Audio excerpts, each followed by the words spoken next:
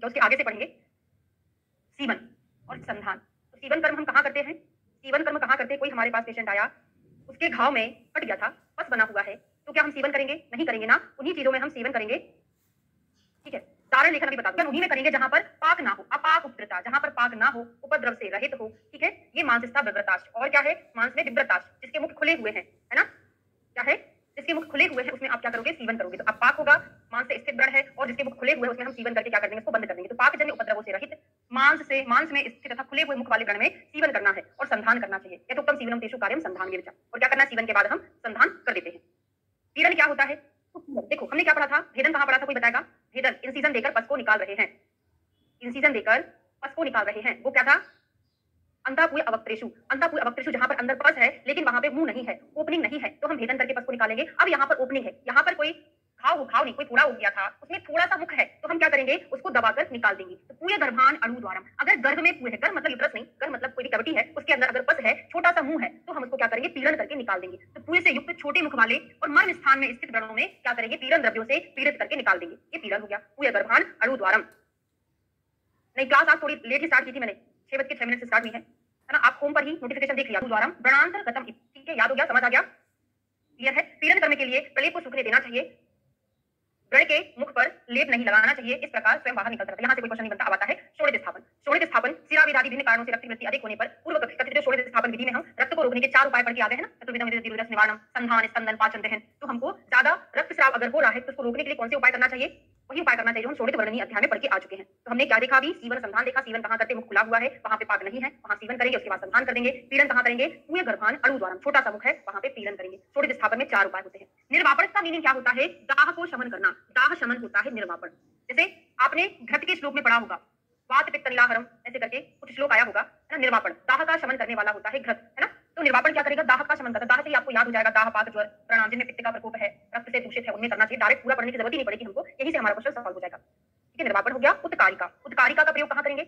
उत्कारिका क्या होती है? पहले थोड़ा सा हिंदी पढ़ लें। क्षीण मांस वाले, पतले स्राव वाले, ना पकने वाले, चुभने की पीड़ा होने वाले, कंप से युक्त व्रणों में वातग्न, भद्र, अम्ल, काकुल्य आदि तथा तेल वाले बीजों की सुंदर उत्कारिका पकाकर स्वेदन करें। मतलब उत्कारिका पूरी जैसा होता है, उसको एकदम पूरी तो नहीं बोलेंगे, लेकिन फिर भी है ना, आपने औषधियों का चूर्ण बनाया, उसको बना लिया, गोल गोल वहां पे लगा दिया, उत्कारिका कहलाता है। ठीक है, अब कहाँ करेंगे? क्षीण मांसेषु, क्षीण मांस में उत्कारिका का प्रयोग करेंगे। और किससे बनती है उत्कारिका? काकुल्य आदि गढ़ से बनाई जाती है, काकुल्य आदि गढ़ से बनाई जाती है। ठीक है, अब याद करा देती हूँ, जिस व्यक्ति का मांस कम है, दुबला पतला व्यक्ति है, पूरिया खिला दो, उत्कारिका खिला दो, तो क्या हो जाएगा? मोटा हो जाएगा। दुबले व्यक्ति को उत्कारिका खिलाना चाहिए, ये कोड है। बाकी इसका मतलब क्या है? जहां पर मांस नहीं है उस व्रण में आपको उत्कारिका लगाना है, क्षीण मांस में। ठीक है, फिर कषाय, कषाय का प्रयोग क्या करते हैं? कषाय क्या काम करता है? कषाय शोधन का काम करता है, रोपण का काम करता है। अगर व्रण में अशुद्धि है, उस अशुद्धि को शोधन का काम कषाय के द्वारा किया जाता है। पंचशीरी वृक्षों के कषाय से हम अधिकतर व्रणों का प्रक्षालन करते हैं, आरग आदि कषाय से व्रण का प्रक्षालन करते हैं। ठीक है, तो शोधनम कार्यम शोधनम। और अंताशल्याण अणु मुखान, जहां पर एक कुछ घाव था, छोटा सा मुख था, लेकिन अंदर पस नहीं था, क्या था? केवल शल्य था। तो अंदर शल्य पड़ा है, कषाय से धोके आप उसको शल्य को निकाल दोगे, बाहर कर दोगे, कषाय शल्य को बाहर निकाल देगा। वहां पे हम क्या कर रहे हैं? कषाय का प्रयोग कर रहे हैं। ठीक है, बता रही हूँ अभी थोड़ी देर से, है ना? इसको कंप्लीट कर दूं। फिर अंतःशल्याण अणुमुखान में क्या कर रहे हैं? कषाय का प्रयोग करते हैं। पूय गर्भान अणु द्वारम में क्या करते हैं? पूय गर्भान अणु द्वारम, छोटा सा मुख है लेकिन पस है, तो हम उसमें क्या करेंगे? पीड़न करके निकाल देंगे। अंतः पूय अवक्त्रेषु, अंदर पस है लेकिन कोई वक्र नहीं है, उसमें हम क्या करेंगे? भेदन करेंगे। इसके पहले एक और क्वेश्चन था, वो देख लूं मैं, क्या क्वेश्चन था? उपनाह उत्कारिका में, अच्छा ये एक और कोई क्वेश्चन पूछा था, भूल गई। उपनाह और उत्कारिका में क्या डिफरेंस होता है? देखो, उपनाह क्या होता है?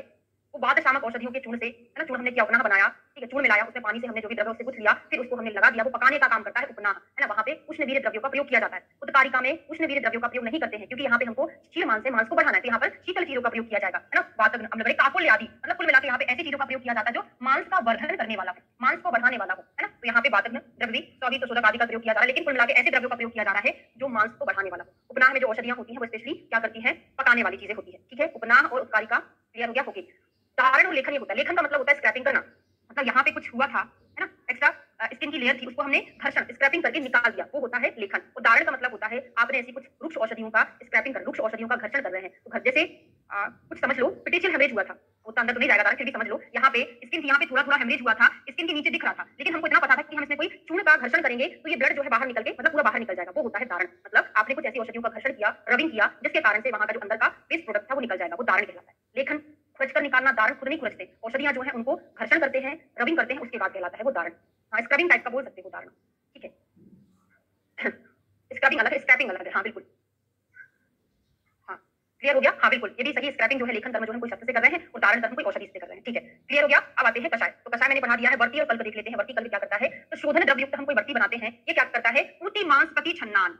शोधन द्रव्यों से वर्ती के द्वारा यथाक्रम से सूक्ष्म, स्थूल, स्थूलतल, स्थूलतम, दुर्गंधित मांस से ढके हुए अत्यंत दूषित व्रणों का शोधन करना चाहिए। अब आप बोलोगे मैडम, वर्ती और कल्प भी तो वही काम कर रहा है जो कषाय काम कर रहा है। तो कषाय भी दूषित व्रणों को शोधन के लिए किया जाता है, लेकिन अंतःशल्यान अणुमुखान, अंदर शल्य पड़ा था, छोटा सा मुख था, उसकी पस को निकालेंगे, कषाय से साफ कर देंगे। लेकिन जब उसमें बहुत ज्यादा दोष आ जाए, महादोष, बहुत ज्यादा दूषित हो जाए, तो वहां पर कषाय काम नहीं करेगा। ज्यादा दोष होंगे, टूटी मतलब पस बन गया है, मांस में सड़ गया है, उसमें हम वर्ती और कल्प का प्रयोग करेंगे। ठीक है, वर्ती कल्प क्या होगा? थोड़ी देर वहां लगा रहेगा, लगा होने के कारण आपका मोड ऑफ एक्शन करेगा वहां पे, और क्या करेगा? कोई रिएक्शन करेगा, उसको निकाल दे। कषाय गया, बाहर निकल गया, उससे ज्यादा इफेक्ट नहीं पड़ेगा, महादोष पस बन गया, वहां पे हम वर्ती और कल्प का प्रयोग करेंगे। ठीक है, अब सर्पी तेल रस क्रिया का प्रयोग कहां करते हैं?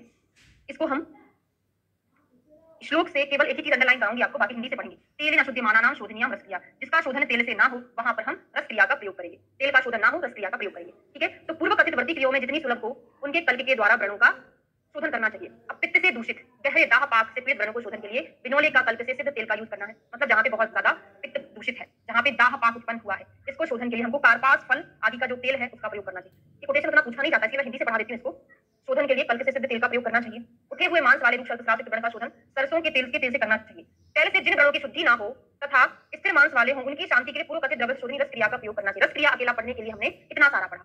मतलब अगर इन उपाय से व्रण का शोधन नहीं हो रहा है, सरसों का तेल लगा दिए, तिल का तेल लगा दिए, सारी चीजें कर दिए, फिर भी शुद्ध नहीं हो रहा है और स्थिर है व्रण, है ना, कैसा है? स्थिर मांस वाला है, तो हमको उनकी शांति के लिए शोधनी रस क्रिया का प्रयोग करना चाहिए। रस क्रिया के लिए कथित औषधियों से कषाय निर्माण विधि से बने हुए क्वाथ को पुनः पुनः पकाकर, रस क्रिया कैसे बनाते हैं? रस क्रिया अवलेह जैसा ही बनाते हैं। जैसे आप क्वाथ बनाते हैं तो क्वाथ को पुनः पाकात करके आता है, पुनः बार बार उसको पकाना है, पुनः पुनः पकाकर उसमें हम फिटकरी, काशीस, मनाशिला, हरकताल आदि औषधियों को डाल देते हैं। मधु के साथ घी भांति रगड़कर बुद्धिमान वैद्य प्रयोग करें। और बड़े में रस क्रिया का प्रयोग कितने कितने दिन पर करना चाहिए?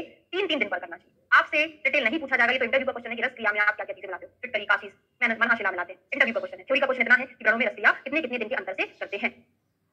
हाँ, क्वाथ आदि नाम पुनः पाकात सारस क्रिया, हाँ ऐसे ही आता है, 3-3 दिन पे करना है। अब चूर्ण, अब चूर्ण क्या होता है? जैसे कोई ऐसी बीमारियां होती हैं, डॉक्टर के पास जाते होते ये वाला जो पाउडर है आपको सुबह शाम उसके ऊपर छिड़कना है। वो पाउडर छिड़कना ना वही अवचूर्ण है। कहां पर करते हो? जहां पर बहुत ज्यादा मेद होता है ना, या जहां पे स्राव हो रहा है, उसको सुखाने के लिए हम पाउडर लगाते हैं, है ना, ताकि वहां पे नमनेस ना हो। नमनेस को सुखाने के लिए हम आर्द्रता, मतलब वही आर्द्रता ना हो, उसको सुखाने के लिए हम पाउडर लगाते हैं। तो वही है जहां पर मेद का क्या है? प्रादुर्भाव है ना, मेद बहुत ज्यादा है, गंभीर दुर्गंधाश चूर्ण शोध नहीं। बुद्धिमान मेद से अल्प गहराई, अगंभीर सुपरफिशियल है, अल्प गहराई वाला है और दुर्गंधित व्रण है, उनके शोधन के लिए हम अवचूर्ण करेंगे। तो याद कर लोगे, जहां पर मेद भरा हुआ है, मेद भरेगा तो क्लेद होगा, क्लेद होगा तो दुर्गंधता। इस क्लेद को सुखाने के लिए पाउडर डाल दो, चूर्ण डाल दो, कब चूर्ण हो गया, समझ आ गया?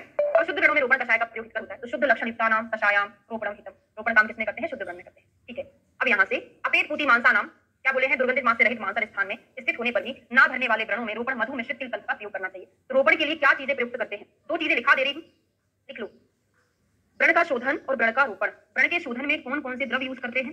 व्रण के शोधन में और व्रण के रोपण में। तो व्रण के शोधन में तिलकल्प प्लस मधु प्लस निम्ब, तिल का कल्प, तिलकल्प, है ना, तिलकल्प प्लस मधु प्लस निम्ब, इसका प्रयोग करते हैं। और व्रण रोपण में तिलकल्प प्लस मधु प्लस निम्ब प्लस घृत। तो घृत जो है रोपण का काम करता है। तो अगर आपसे क्वेश्चन पूछा जाए व्रण शोधन रोपण के लिए क्या यूज करते हैं? तिलकल्प, मधु, निम्ब कॉमन रहेगा, रोपण में एक चीज एक्स्ट्रा हो जाती है, कौन? घृत एक्स्ट्रा हो जाता है। ये क्वेश्चन एग्जाम में पूछा गया है। ठीक है, तो क्या यूज किए थे हम अभी? मधु मिश्रित, ये अलग चीज है, मधु मिश्रित तिल कल्प का प्रयोग करना चाहिए, है ना। यहाँ पे निम्ब वगैरह नहीं दिया है, अभी नीचे आने वाला है, वहां पर आएगा। मधु मिश्रित तिल कल्प का प्रयोग करना चाहिए, रोपण के लिए अलग है। ये देखो, तिल कल्प मधुर उष्ण स्निग्ध होने से वायु का नाश करता है, कषाय मधुर तिक्त होने से पित्त का नाश करता है। शोधन रोपण औषधियों के साथ मिलाकर, शोधन रोपण औषधियों के साथ मिलाकर प्रयुक्त किया गया तिल कल्प शोधन रोपण कर्म करता है। अब आपसे क्वेश्चन ये पूछा जा सकता है, तिल कल्प के संदर्भ में शोधित उपद्रवित चापी युक्त शोधन रोपण, शोधन रोपण के लिए चाहे शोधन कराना हो चाहे रोपण कराना हो, इन दोनों के लिए क्या यूज करते हैं? तिल कल्प, दोनों में कॉमन है। शोधन रोपण के लिए तिल कल्प का प्रयोग करते हैं। अब यहाँ पर जो मैंने लिखाया था ना आपको, वो दिया है, निम्बपत्र मधु के साथ मिलाकर तिल कल्प। तो तिल कल्प निम्बपत्र हो गया, ये व्रण का संशोधन करता है, तथा निम्बपत्र मधु और घृत से युक्त तिल कल्प व्रण का रोपण करता है। जो मैंने लिखाया था वो यहाँ लिखा नीचे, शोधित रोपणित करके श्लोक आएगा। शोधन रोपण के लिए क्या यूज करते हैं? तिल कल्प के लिए अकेला, स्पेशली पूछा जाएगा व्रण का शोधन तिल कल्प मधु निम्ब, रोपण में तिल कल्प मधु निम्ब और घृत आ जाएगा। क्लियर हो गया? समझ आ रहा है ना? कुछ आचार्य तिल कल्प के समान यवकल्प को भी मानते हैं। अब यवकल्प के लिए आ गया है, तिल कल्प के समान एक यवकल्प भी होता है। यवकल्प के लिए बताया है शमेत विदग्धम चा विदग्धम अपि पाचेत। अविदग्ध का क्या करना है? हाँ, शमेत अविदग्धम, विदग्ध का शमन करता है और विदग्ध अविदग्ध का शमन करता है, मतलब अवस्था का शमन करता है और विदग्ध का पाचन करता है। सेम श्लोक आया था, कहां बता दो, मैंने आपको बताया था, मैं ही बता देती, उपनाह, लेकिन वहां पे सेंटेंस थोड़ा सा चेंज था। सेंटेंस क्या था? पढ़ लो अब। तो यवकल्प और उपनाह सेम काम कर रहा है। उपनाह के श्लोक में हमने पढ़ा था, क्या पढ़ा था? उपनाह के श्लोक में अविदग्धा शमयाति विदग्धा पाकम एति च, उपनाम में भी है, यह विकल्प में भी है। यहाँ पे थोड़ा सा चेंज है ना, यहाँ पे शमेत अविदग्धम विदग्धम अभी पाचेत करके आया हुआ है। ठीक है, अब रस क्रिया की कंडीशन दी है, कहाँ कहाँ रस क्रिया कर सकते हैं। पित्त रक्त, एक बार रस क्रिया के संदर्भ में आ गया, पित्त रक्त विष आगंतुक गण है, अवंध्यानाम चल स्थानाम, जहां पर हम कोई बंधन नहीं बांध सकते हैं, जो मूवमेंट वाले स्थान पर है जो व्रण, जहां पर बंधन नहीं बांध सकते, जहां पर पित्त और रक्त विष से दूषित व्रण है, वहां पर कैसे यूज करना है रस क्रिया। दोनों प्रकार की हरिद्राएं आदि का प्रयोग रस क्रिया के लिए करना चाहिए। इससे क्या होता है, समानाम स्थिर मानसा तो स्थानाम रोपण रोपण का काम करता है। हिंदी पढ़ लेंगे समझ में आ जाएगा। कभी पढ़ते चलो, पढ़ते समय हमको ऐसा लगता है कि कोई चीज याद नहीं हो रहा, जब मैं आपसे क्वेश्चन पूछती हूँ 20 हो जाए, फिर मैं क्वेश्चन फिर पूछ लूंगी 40 हो 40 के, फिर 20 और पढ़ लेंगे, एकदम कंठस्थ हो जाएगा, है ना। तो पित्त से उत्पन्न आगंतुक एवं गहने व्रणों का रोपण रोपणी से दुग्ध के द्वारा निकाले गए करे वृद्धि वेद कफुरवात से आक्रांत, जहां पर कफुरवात का इन्वॉल्वमेंट हो, जहां पर पट्टी बांधना निषिद्ध हो, जैसे पित्त रक्त विष अभिघात से उत्पन्न व्रण, इसमें हम पट्टी नहीं बांध सकते, बंधन का निषेध होता है। और जो व्रण संधि स्थान पर हो गए हैं, मूवमेंट वाले स्थान पर हो गए हैं, उनमें और जिनमें पुनः पुनः दोषों की उत्पत्ति हो रही, बार बार वो व्रण पक जा रहे हैं, उन कंडीशन में हमको हरिद्रा दारू हरिद्रा से युक्त रस क्रिया करना चाहिए। ठीक है, बात समझ में आ गई। रस क्रिया की कंडीशन पूछी जाएगी। पित्त रक्त दूषित व्रण, अभिघातज व्रण, जहां पे बंधन नहीं बांध सकते वो व्रण, जो चल स्थानों पर आश्रित है वो व्रण, उसमें हम रस क्रिया करते हैं। दोनों प्रकार की हल्दियों को मिला के रस क्रिया की जाती है। ठीक है, अब आते हैं धूपन। धूपन कहाँ करेंगे, तो देखो धूप का, धूपन को आप धूप पढ़ लो, धूपन में से औषधियों का धुआं धूपन कहलाता है। धूप में क्या होता है, गर्म होता है ना, तो गर्म धूप जो है ठंडे वाले दोषों का शमन करेगा, वात का और कफ का शमन करेगा। तो वात आत्मकान अनुग्रजान, कफ नहीं दिया है, कफ नहीं दिया है, वात अकेला दिया है ना, तो गर्म चीज वात को ठंडा करेगी।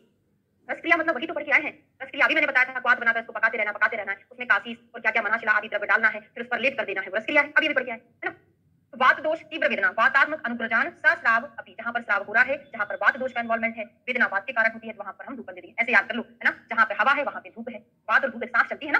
ठीक है, उत्सादन। उत्सादन का मतलब क्या होता है, अब साधन का मतलब क्या होता है, अभी आगे बढ़ने वाले। हमने इसके पहले क्या पढ़ के आए थे, उत्सन्न मृदु मांसानाम, क्या कर्म था उसमें, उत्सन्न मृदु मांसानाम कफ जुष्टे, सॉरी उत्सन्न मांस सोफे था, नहीं उत्सन्न मांस सोफे था। ठीक है, वमन था वहां पे।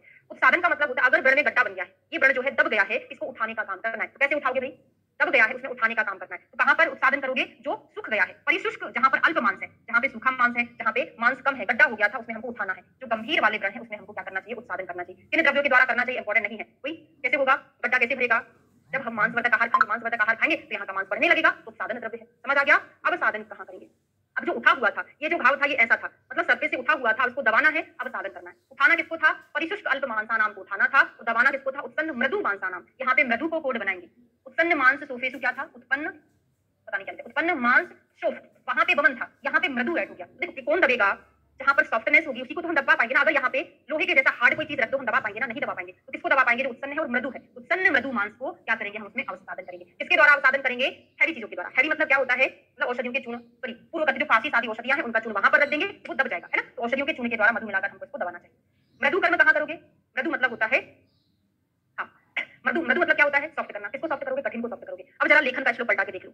लेखन के श्लोक में क्या था, कठिनानान स्थूल दत्तोष्ठान दीर्यमाणान पुनः पुनः। यहाँ पर भी कठिन है, मृदु कर्म भी कठिन है। कठिन चीजों में, कठिन मांस में हमको मृदु कर्म करना है। और लेकिन हमको लेखन कर्म कहाँ करना था, कठिन भी था, उसके व्रतोष्ठ जो थे स्थूल भी थे, और दीर्यमाणान पुनः पुनः, इसमें हम लेखन कर रहे थे। केवल कठिन अकेला आ जाए, कठिन मांस आ जाए, उसमें हम क्या करेंगे, मृदु कर्म करेंगे। किसके द्वारा करेंगे, वायु के द्वारा चीजें कठिन हो जाती हैं, तो वात नाशक चीजें करेंगे, वात औषध का प्रयोग करेंगे, स्नेहन करेंगे, स्नेहन क्या करेगा, सॉफ्ट कर देगा। सेक करेंगे, वो भी क्या करेगा, सॉफ्ट कर देगा। ठीक है, दारुण कर्म कहाँ करना है, दारुण का मतलब होता है कठिनीकरण। मृदु कर्म कहाँ कर रहे थे, जो चीज कठिन थी, हार्ड थी, उसको सॉफ्ट कर रहे थे। अब जो चीज सॉफ्ट है, मृदु है, उसको हम दारुण करेंगे, मतलब कठिन करेंगे। तो कहां पर कठिनीकरण करेंगे हम, जहां पर मृदु मांस है, जहां का मांस सॉफ्ट हो गया था, उस मांस को हमको हार्ड बनाना है। तो मृदु मांसेषु दारुणीकरणम हितम। पढ़ के समझ के याद करोगे, मैं मानती हूँ जिंदगी में नहीं भूल पाओगे। रट के याद करोगे, साथ के साथ उपक्रम, दूसरी चीजें सब कुछ भूल जाओगे, है ना। तो हम सारी चीज समझ के याद कर रहे हैं, कोई परेशानी हो रही है क्या समझ के याद करने में, कोड बनाकर याद करोगे, समझ के आ रहा है ना। जहां पर मृदु मांस है वहां पे हम दारुणीकरण करेंगे। किन द्रव्यों से करेंगे, कभी क्वेश्चन नहीं पूछा गया है। चार कर्म कहाँ करोगे, उत्सन्न मांसान कठिनान। अब ये उत्सन्न मांस बहुत जगह आ गया। तो हमने उत्सन्न मांस सोफेषु कफ जुष्टे पढ़ा था, उत्सन्न मांस सोफेषु कफ जुष्टे पढ़ा था, वहां पे वमन करा रहे थे। उत्सन्न मृदु मांसानाम, उत्सन्न था लेकिन मृदु था, उसमें अवसादन करा रहे थे। अब यहाँ पर उत्सन्न मांस तो है, साथ में कठिन भी है, हार्ड भी है, मांस उठा हुआ है, कठिन भी है, कंडू युक्त है, तो हमको शार कर्म कराना है। अब कोड कैसे बनेगा, नहीं इसमें कोई द्रव्यों से क्वेश्चन नहीं आता, यहाँ से केवल कंडीशन पर क्वेश्चन आता है। इसमें कौन सा कर्म करोगे, कंडीशनल क्वेश्चन है। द्रव्यों से आज तक यहाँ से कोई क्वेश्चन नहीं बना। शोधन रोपण का बना है, तिलकल्प मधु वाला मैंने जो लिखाया था वो, है ना। ठीक है, तो देखो जब क्षार कर्म करते हैं तो व्यक्ति बड़ी मुश्किल से कराते हैं, तो कठिन काम है। इसी के पेट पर इतना मांस उठा हुआ था, यहाँ मस्सा निकल गया था, मतलब उत्सन्न मांस था। उसको कठिनाई तो हो रही थी कि मैं क्षार कर्म करा रहा हूँ, क्योंकि वहां पे बड़ी कंडू होती थी उसको, है ना। उत्सन्न मांस था, कठिन काम है क्षार कराना, वो भी फेस पर। और कैसा है, वहां पे कंडू भी बहुत हो रहे थे, जैसे याद करते क्षार कर्म करने पर वहां पे कंडू हो जाती है, तो याद रहेगा। ठीक है, अग्निकर्म कहाँ करेंगे? श्रवतो अश्म भवान मूत्रम ये चान्य रक्त वाहिना निशेष छिन्नम संधि शादित अग्निकर्मणा। आपने देखा है रक्त संधान के उपाय में सबसे बेस्ट रक्त संधान का उपाय होता है दहन। मतलब अगर कहीं पर ब्लीडिंग हो रही हो, है ना, सिराओं में ब्लीडिंग हो रही हो, तो वहां पे आप अग्निकर्म कर दोगे तो रक्त स्राव बंद हो जाता है। तो जहां पर निशेष छिन्नम रक्त वाहिनी में रक्त निकल रहा है, संधियां टूट गई है, वहां से रक्त निकल रहा है, उसको जला दोगे तो रक्त बंद हो जाएगा। श्रवतो अश्म भवान मूत्र मूत्र बहाने वाले, अश्मरी जन्य रक्त बहाने वाले अन्य व्रण संपूर्ण रूप से कटी हुई संधियों वाले व्रण अग्निकर्म से ठीक हो जाते हैं। ये तो हमने समझ लिया, अब याद कर लेते हैं। अश्म, अश्मरी को अश्म, अश्म मतलब क्या होता है? पत्थर होता है। अग्निकर्म में पत्थर भी तो यूज करते हैं, पत्थर को गर्म को अश्मग्न स्वेद होता है। अश्मग्न स्वेद एक प्रकार का अग्नि स्वेद होता है ना, तो अश्मग्न एक प्रकार का अग्नि स्वेद है। तो अश्म में अग्निकर्म करा रहे हैं, ठीक है। तो ये हमारे 40 तक कंप्लीट हो गए हैं। हाँ बिल्कुल, क्वाड्राटिज्म कह सकते हैं, नहीं कहते ही हैं, ठीक है। ये हो गया 40 तक। किसी को कोई परेशानी, मैं कुछ क्वेश्चन पूछ लेती हूँ, है ना, तो समझ में आ जाएगा कि आपको क्लियर हुआ कि नहीं हुआ। जरा पहले 20 तक ही पूछ लूं। तो हमने अपाक उपद्रवा चा मांस स्था विव्रता, जो पाक से रहित है, मांस में स्थित है और विव्रत है, मुंह खुला हुआ है, उसमें हम कौन सा कर्म कर रहे थे? सीवन कर्म कर रहे थे, ठीक है। पूय गर्भान अणु द्वारम, छोटा समूह है, पस भरा है, सीलन करके निकाल दे रहे थे। अंता पूय अवक्त्रेषु, जिसमें मुंह नहीं था, पस भरा था, उसमें हम भेदन कर दे रहे थे। और अंतः शल्यान अणु मुखान, उसमें क्या कर रहे थे? अंदर शल्य था, मुंह छोटा था, तो किसका प्रयोग कर रहे थे? वेरी गुड, कषाय का प्रयोग कर रहे थे, ठीक है। और क्षीर मांस, क्षीर मांस में किसका प्रयोग कर रहे थे? उत्कारी का कर रहे थे, उत्साधन का कर रहे थे। तो क्षीर मांस में मांस क्षीणता पूरी खिला के उसको मोटा करा दो, ठीक है। पूती मांस प्रति छन्नान और महादोष, बहुत ज्यादा पस बन गया था, मांस पक गया था, बहुत ज्यादा दोष थे जो कषाय से ठीक नहीं हो पा रहा था, उस कंडीशन में हम वर्ती और कल्प का प्रयोग करते हैं, ठीक है। अब चूर्णन कहाँ कर रहे थे हम? मेदो दुष्ट व्रण है, जहाँ पे दुर्गंधता आती है वहां अब चूर्णन करते हैं, ठीक है। शोधन के लिए क्या करते हैं? रोपण के लिए क्या करते हैं? बार बार बता दिया। एक और श्लोक देखो, समेत विदग्धम च विदग्धम अपि पाचेत, वहां पे क्या करते हैं? इस तरह से दूषित व्रण है जहां पर हम बंधन नहीं बांध सकते हैं, चल स्थान में है, मर्म प्रदेश में है, वहां पे क्या करोगे? क्रिया करेंगे। वातात्म उग्र रुझान, जहां पर वायु का इन्वॉल्वमेंट है, वेदना ज्यादा है, वहां पे क्या करेंगे हम? उसके अपोजिट धूपन कर्म करेंगे, ठीक है। उत्सादन कहाँ करते थे? परिशुष्क मांस था, वहां उत्सादन। अवसादन कहाँ करेंगे? मृदु मांस, उत्सन्न मृदु मांस में अवसादन कर्म करते हैं, ठीक है। उत्सन्नान कठिनान कंडू युक्त में क्या करते हैं? उत्सन्न कठिनान कंडू युक्त में क्षार कर्म करती है। श्रवतो अश्म भवान मूत्रम, अश्म में क्या कर रहे हैं? अग्नि कर्म कर रहे हैं। तो जो हमने चीजें पढ़ी, कुछ रिकॉल हुआ, दिमाग में कुछ रहा कि नहीं रहा? पढ़ते समय सभी को यही लगता है कि मुझे कुछ याद नहीं हो पा रहा है, लेकिन आप उसका रिवीजन करते हो ना, सारी चीजें याद होती है। वही मेरा पुराना डायलॉग, हमेशा का पेटेंट डायलॉग है मैडम का, दुनिया में ऐसी कोई भी चीज नहीं है जो आप याद ना कर सकते, सारी चीजें याद होती है, सब कुछ याद होता है। एक दो बार और पढ़ लोगे ना, एकदम 100% याद हो जाएगा। हमारे टाइम में तैयारी की थी, चैप्टर को 2 से 3 बार पढ़ लिया था, इतने अच्छे से याद हो गया था कि उसको हम भूल ही नहीं पाते हैं। मतलब भूलने के लिए प्रेशर देना पड़ेगा दिमाग पे, तब भूल पाएंगे, नहीं भूल पाते हैं, ठीक है। बिल्कुल, हाँ ठंड आज ज्यादा है, हमारे यहाँ पे बारिश बहुत हो गई है, इसलिए हमने कहा ठंड ना लग जाएगी, नहीं तो फिर आपकी पढ़ाई हमने कहा ठंड ना लग जाएगी, नहीं तो फिर आपकी पढ़ाई में डिस्टर्बेंस हो जाएगा। रस क्रिया मतलब क्या होता है? जहाँ पे हम बंधन नहीं बांध सकते, वहाँ पे रस क्रिया करते हैं, ठीक है। यवकल्प जो है विदग्ध का समन करता है, अविदग्ध का, और विदग्ध का पाचन करता है, ऐसा हमने पढ़ा था, ठीक है। क्लियर है? ठीक है भाई, चलो आगे बढ़ते हैं। कृष्ण कर्म कहाँ करते हैं? तो कृष्ण कर्म के लिए क्या यूज करते हैं? हिंदी से पढ़ लो, कोई जरूरी नहीं है। तो कृष्ण कर्म मतलब क्या होता है? यहाँ पे कुछ स्पॉट हो गया था, हाँ बिल्कुल बता दूंगी, लास्ट में, अभी नहीं, 1 घंटे पहले क्लास होगी, उसके बाद टाइम टेबल होगा, है ना, ये चैप्टर मुझे कंप्लीट कराना है। तो यहाँ पे व्हाइट स्पॉट हो गया था, उस व्हाइट स्पॉट में हमको काला करना है। काला मतलब ऐसा नहीं है कि हमको स्किन से भी काला करना, मतलब स्किन के समान करना है, तो कृष्ण कर्म हो जाता है ना। काले को, सफेद को काला करना कृष्ण कर्म। किसके द्वारा करेंगे? ग्राम में आनुप्रदेश के पशुओं का खुर जला, ग्राम आनुप्रदेश के पशुओं का खुर जलाएंगे तो काली राख होगी, काली राख होगी, सफेद पे लगाओगे तो काला हो जाएगा। कोड भी है याद करने का। तो ग्राम आनु पशुओं के खुर जलाकर बनाया हुआ, और क्या है? एक भल्लातक तेल भी है ना, ये भल्लातक तेल मिलाकर निकाला, ठीक है। भल्लातक तेल जो है बड़ा तीक्ष्ण होता है, नॉर्मल त्वचा को भी काली कर देगा, सफेद को तो काला करेगा ही। भल्लातक तेल और पशुओं का खुर की राख जो है काला करने के काम में आती है। फिर गोरा करने को कौन आता है काम? पांडुकर। मतलब यहाँ पे ब्लैक स्पॉट हो गया था, इस ब्लैक स्पॉट को क्या करना? हमको स्किन के जैसा करना, जिसको हम सवर्णीकरण योग भी बोलते हैं, सवर्णीकरण योग। काली स्किन को गोरा करना है, तो कैसे करोगे? सफेद चीजों से करोगे। देखो गोरे को काला किया था तो काली चीजों का यूज किया था, अब काले को गोरा करना है तो गोरी चीजों को यूज करना पड़ेगा ना। तो हम किस चीज का यूज करते हैं? छागले रोहिणी फल। रोहिणी फल जो होता है एक हरित का भेद है, एक हरित का भेद है रोहिणी फल। इसको बकरी के दुग्ध में कैसा होता है? दुग्ध सफेद कलर का होता है, तो सफेद कर्म करने के लिए, पांडु कर्म करने के लिए यूज किया जाता है। 7 रात्रि तक उसमें रखना है। क्या रखना है? हाँ फेयर एंड लवली, बिल्कुल सही। हाँ तो क्या करना है इसमें? 7 रात्रि तक रखना है। वो से बेवकूफ बनाते, कोई फेयर एंड लवली से गोरा नहीं होता। अगर गोरे होते तो आज हम आपको इधर दिखाई नहीं देते, गोरे हो जाते, कोई गोरा नहीं होता उससे, है ना, उल्लू बनाते हैं। 7 रात्रि तक रखना है। गोरा होना है तो गोरी चीज में रखना पड़ेगा, ये सवर्णीकरण के यूज होता है, ठीक है। अब प्रतिसारण, प्रतिसारण मतलब क्या होता है? वही चूर्ण को लगाना, है ना, प्रतिसारण करना, चूर्ण को छिड़कना, एक प्रकार का लेप लगाना, घर्षण करना टाइप का होता है, जैसे दारण टाइप का ही होता है। क्या हिंदी में क्या लिखा है? 7 दिन। हाँ 7 रात्रि 7 दिन, ठीक है, उतना ज्यादा मायने नहीं करना है, रात्रि दिन का यहाँ कोई ज्यादा मतलब नहीं है, ना। तो प्रतिसारण मतलब क्या होता है? एक प्रकार का घर्षण टाइप का होता है ना। तो प्रतिसारण में क्या यूज करेंगे? घर्षण मतलब यहाँ पे रफ चीजों का यूज करेंगे। क्या रफ? कौन सी रफ? कुक्कुट डांड, है ना, रफ होता है कुक्कुट के अंडे की जो क्या होता है कवरिंग होती है। वो आपको वीडियो में दिखती है, मैं बहुत काली हूँ, वीडियो में दिखता है कि मैं बहुत गोरी दिख रही हूँ, है ना, नहीं हूँ। तो क्या है? कुक्कुट अंड, अंडे की कपालिका क्या होता है? बड़ा रफ होता है। तो रफ चीजों से हमको, समुद्र मंडू की मणि का चूर्ण, ये क्या होता है? सारा रफ होता है। तो रफ से हमको प्रतिसारण करना है, घर्षण करना चाहिए, ठीक है। अब रोम संजनन, बालों को उगाने के लिए 3 उपाय हैं, ठीक है। बालों को उगाने के लिए 3 उपाय हैं और हटाने के लिए भी 3-4 उपाय पढ़ेंगे। पहले उगाने वाला देख लेते हैं, ठीक है, उगाने वाला। ओके, तो उगाने के लिए क्या करेंगे, कैसी चीजों का प्रयोग करेंगे? जो बालों के जैसे काली चीज दिखती हो उससे बाल उगेंगे, जो सफेद दिखती होगी उससे बाल झड़ जाएंगे, गंजे हो जाएंगे, है ना। तो रोम संजनन में हस्ती दंतमसी कृत्वा मुख्य सैव रसांजनम, हाथी के दांत को जलाकर कोयला बना लिया, तो कैसा हो गया, ये काला हो गया, तो काला होने से काले काले बाल उगा देगा, है ना। तो कोयला बनाकर चूर्ण करके उसमें रसांजन, बकरी के दूध, क्या बोले मैडम सफेद भी तो है, हस्ती दंत ऐसे थोड़ी ना मिल जाता है, हाथी के जैसे काले काले बाल उगा देता है हस्ती दंत, याद रहेगा। हाथी के जैसे काले काले बाल, हाथी में बाल तो नहीं होते, कम होते हैं, बकरी के दूध के साथ मिलाना है, रसांजन में मिलाना है, लेप करने से इतना इफेक्टिव होता है कि हथेली के तलवों पे भी बाल आ जाते हैं, इतना खतरनाक होता है, कभी लगा के देखना। फिर दूसरा उपाय है बालों को उगाने के लिए, जो लोग गंजे हैं, मतलब जिनके बाल झड़ रहे हैं, माफ करिएगा, जिनके बाल झड़ रहे हैं वो ऐसा यूज कर सकते हैं। दूसरा, चतुष्पाद के त्वक, रोम, खुर, श्रृंग आदि की भस्म तेल में मिलाकर लगाने से बाल आ जाते हैं। चतुष्पाद 2 जगह पढ़ दिए क्या? हाँ हाँ हाँ, सही बोले, हाथी के दांत तोड़ते तोड़ते खुद की दांत टूट जाएंगे, बिल्कुल है, कहीं मिल जाए तो बोल रहे हैं, ऐसा थोड़ी ना बोल रहे हैं, है ना। तो चतुष्पाद के खुर की भस्म लगाने से कृष्ण कर्म होता है, लेकिन यहाँ पे खुर के अलावा बहुत सारे पार्ट दिए हैं, बाल भी दिए हैं, तो बाल का भस्म लगाओगे तो बाल ही उगेंगे ना। तो त्वचा के साथ रोम, खुर, श्रृंग, अस्थि आदि दिए हैं, तेल मिलाकर लगाने से बाल उग जाते हैं, ठीक है। अब एक और है कासीस, नक्तमाल और कपित्थ। कासीस, नक्तमाल, करंज, काका वाली चीजें, कासे, कासीस, करंज और कपित्थ रस में पीस कर लगाने से बाल आ जाते हैं। बाल उगाने वाले 3 उपाय देख लो, क्या उपाय है? हस्तदंतमसी रसांजन के साथ, चतुष्पाद वाला है, और कासीस, कपित्थ, करंज वाला जो है ये क्या होता है, ठीक है, बाल उगाते। अब बाल झड़ाने वाले इनको हम लोम शातन कहते हैं, लोम शातनम या लोम को झड़ाने वाले। तो कौन झड़ाएगा भाई? पहले तो लोम हर बालों से भरा होने का जो गण भली भांति नहीं दिखता है, हमको वहां पे छुरा बुरा लगाकर क्या करना है, बाल को झड़ाना, छुरा करतरी संदर्श आदि से बालों को झड़ा लेना चाहिए। और नॉर्मल अगर हम विषों का उपयोग करेंगे, अगर लगाएंगे वहां पे तो बाल झड़ जाएंगे, है ना, विषों का उपयोग। तो शंख चूर्ण से भागव दो हर तालीचा भागतम, शंख चूर्ण से भागव दो हर तालीचा भागतम। हरताल जो है 1 भाग, शंख चूर्ण जो है 2 भाग। हरताल अपन कहां पढ़ते, कौन से विष में आता है हरताल? हरताल हराफिन, फिनाश में हरताल कौन से विष में आता है? हरताल फिनाश में जो है धातु विष है, क्या हृदय, मूर्छा, तालु, शोष वगैरह इसका लक्षण होता है, इसमें आता है, वही आता है ना, विष में आता है, बिल्कुल विष है ना, तो 1 भाग डाला रहेगा, और विष है तो बालों को तो झड़ाएगा ही झड़ाएगा ना। शंखचूर्ण हरताल का जो कॉम्बिनेशन है शुक्र के साथ पीस कर लगाने से बालों को झड़ाएगा। और भल्लातक तेल और स्नो की क्षीर बड़े तीक्ष्ण होते हैं। एक भल्लातक तेल का प्रयोग कहां करते हैं हम? कृष्णीकरण के लिए करते हैं। दूसरा, भल्लातक तेल के साथ अगर हम स्नो की क्षीर और मिला दें, स्नो की क्षीर और मिला देंगे तो बहुत ज्यादा स्ट्रांग हो जाएगा, तो बालों को झड़ाएगा। स्नो की क्षीर, प्रगृत, मतिमान, रोम शासन, ये भी रोम शासन के लिए यूज किया जाता है। बाकी कुछ कदली बदली, केला, आलू की भस्म आदि मिलाकर भी बालों को झड़ाता है, इतना नहीं पढ़ना, पूरे बाल ही झड़ जाएंगे, पढ़ के उतना नहीं पढ़ना। वस्तीकरण, वस्तीकरण कहां करते हैं?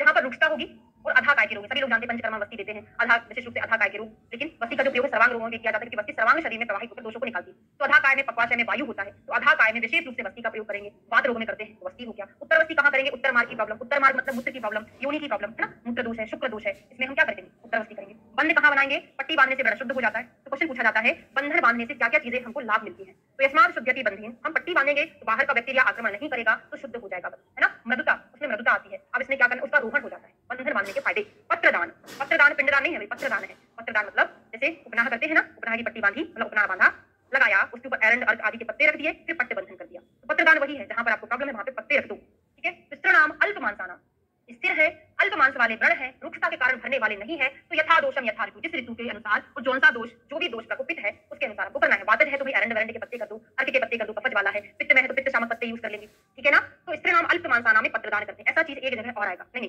स्त्रीणाम मंद कार्यम कहां था? स्त्रीणाम मंद कार्यम विमलापनम भवेत्, यहाँ पे स्त्रीणाम स्त्रीणाम अल्प मांसानाम, तो पत्ते में दान करते हैं ना, छोटे से थोड़े से मांस को रखते हैं, पत्ते में दान कर दो, याद तो हो गया। पत्रदान, एक पत्र है उसमें अल्प मांस रख दो और दान कर दो, तो स्त्रीणाम अल्प मांस में क्या हो जाएगा? हाँ, क्या हो जाएगा? पत्रदान हो जाएगा। बाकी वहां पे क्या हो जाएगा? मंद कार्यम विमलापनम भवेत्। अब यहाँ पे दिया कौन से पत्ता यूज करना है, कफज में पाठा, मुर्गा, गुरुचि वगैरह यूज करना है, कुत्ता काम का नहीं है, ठीक है। क्रमिक, क्रमी हर कौन से द्रव्य होते हैं? ये चैप्टर ना पढ़ा के बहुत थक जाती हूँ, थोड़ा सा बचा है, जरा सा,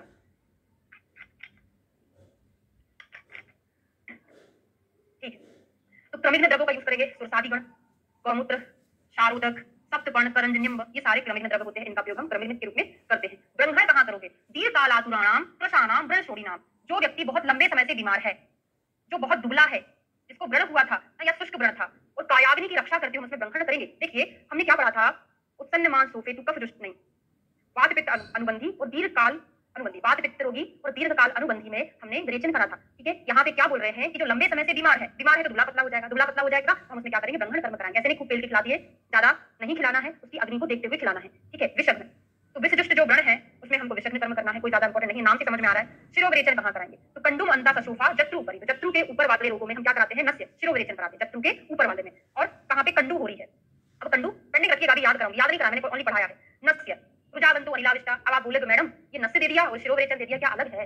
नस्य एक ब्रॉड टर्म है, नस्य क्या है? एक ब्रॉड टर्म है, इसमें नावन भी आता है, है ना, संशोधन, सारी चीजें आती है। शिरोविरेचन का मतलब धमापन टाइप का है। धमापन मतलब यहाँ पे सिर से विरेचन हो जाए, सिर से दोष निकल जाए, ऐसा तीक्ष्ण नस्य की बात कर रहे हैं, वो शिरोविरेचन कहलाता है। मतलब इसमें विरेचन हो जाए, विरेचन मतलब लूज मोशन नहीं, इसमें दोष बाहर निकल जाए, वो शिरोविरेचन के अंतर्गत आता है। नस्य अभी अलग अलग टाइप के होते हैं, तो यहाँ पर भी है। कुल मिला के यहाँ पे इसको हम थोड़ा सा स्निग्ध टाइप का नस्य ले सकते हैं, स्निग्ध टाइप का, और यहाँ पर हम क्या लेंगे, थोड़ा शोधन टाइप का नस्य। तो जहाँ पर खुजली हो तो सिर में कंडू याद कर लो, कोड बना के, सिर में कंडू हो तो शिरोविरेचन, सिर में कंडू हो शिरोविरेचन, बाकी रुजाबंतु अनिलाविष्टा, जिसमें वायु का बहुत ज्यादा इन्वॉल्वमेंट है, व्यक्ति रुक्ष है, तो हम नस्य मतलब स्निग्ध टाइप का नस्य करा देंगे। तो ये भी ऊर्ध्वगत होगा, वो भी ऊर्ध्वगत। कोड बना लिया, सिर में कंडू, बाकी यहाँ पे रुक्षता वगैरह आदि होगा। बात समझ पा रहे हो कि नहीं समझ पा रहे हो? कभी कभी हमको ऐसा लगता है आप कोई जवाब नहीं देते, ऐसा लगता है पता नहीं आपके कितने ऊपर से जा रहा है, बोलते रहा करो बीच बीच में, है ना। कबल धारण, दोष प्रचवनार्थाय, दोषों को निकालने के लिए यहाँ पे क्या, जिह्वादंत समुत्थ से हरणा, जिह्वादंत आदि के जो रोग हैं उनको हरने के लिए हम कबल कराएंगे। नस्य थोड़ी ना कराएंगे, कबल कराएंगे ना, मुंह के रोग है। धूम कहाँ कराएंगे, ऊर्ध्वजत्रु बतान रुगान कफ वातजात, कफ वातजात, धूम को पढ़ लो, धूम्रपान, सिगरेट बीड़ी वाला धूम्रपान करना बहुत खराब है। तो वात कफ रोगों में और ऊर्ध्वजत्रु, अब डिफरेंशिएशन पढ़ेंगे, डिफरेंशिएशन क्या पढ़ेंगे, कंडू होना और ऊर्ध्वजत्रुगत विकार होना, शिरोविरेचन।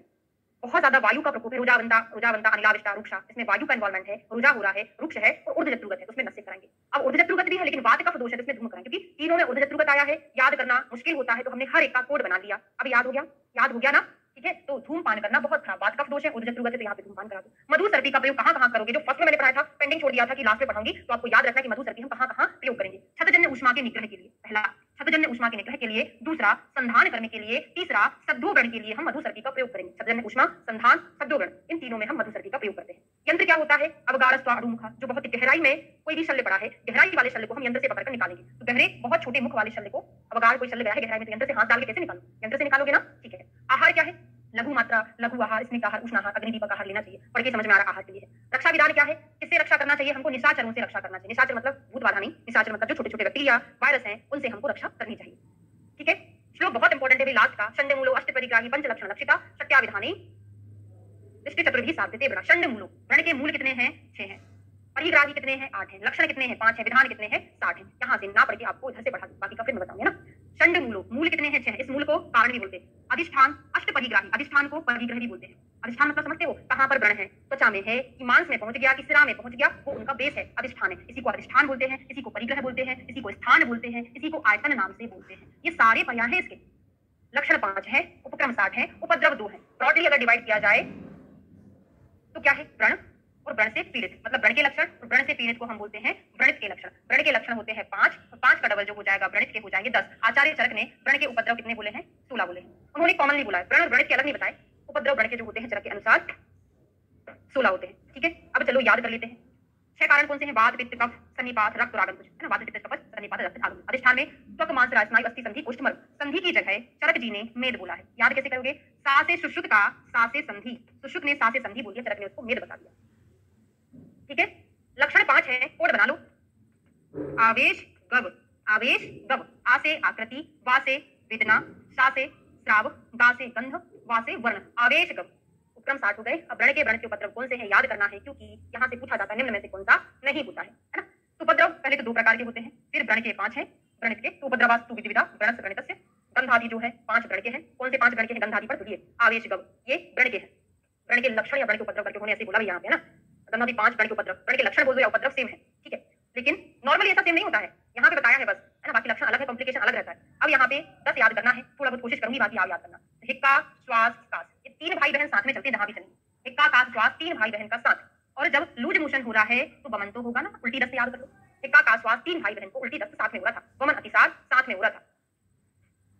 ये नहीं, वो उपद्रव अलग है, चरक जी ने 16 बताया है। अब बाघ भट्ट के मुझे बतानी है ना। तो 5 याद हो गए, 3 और 2 5, 5 ही तो याद करना है। आप याद कर लेना, कैसे याद करोगे, 1 2 3 4 5। तो और याद कर लेते हैं।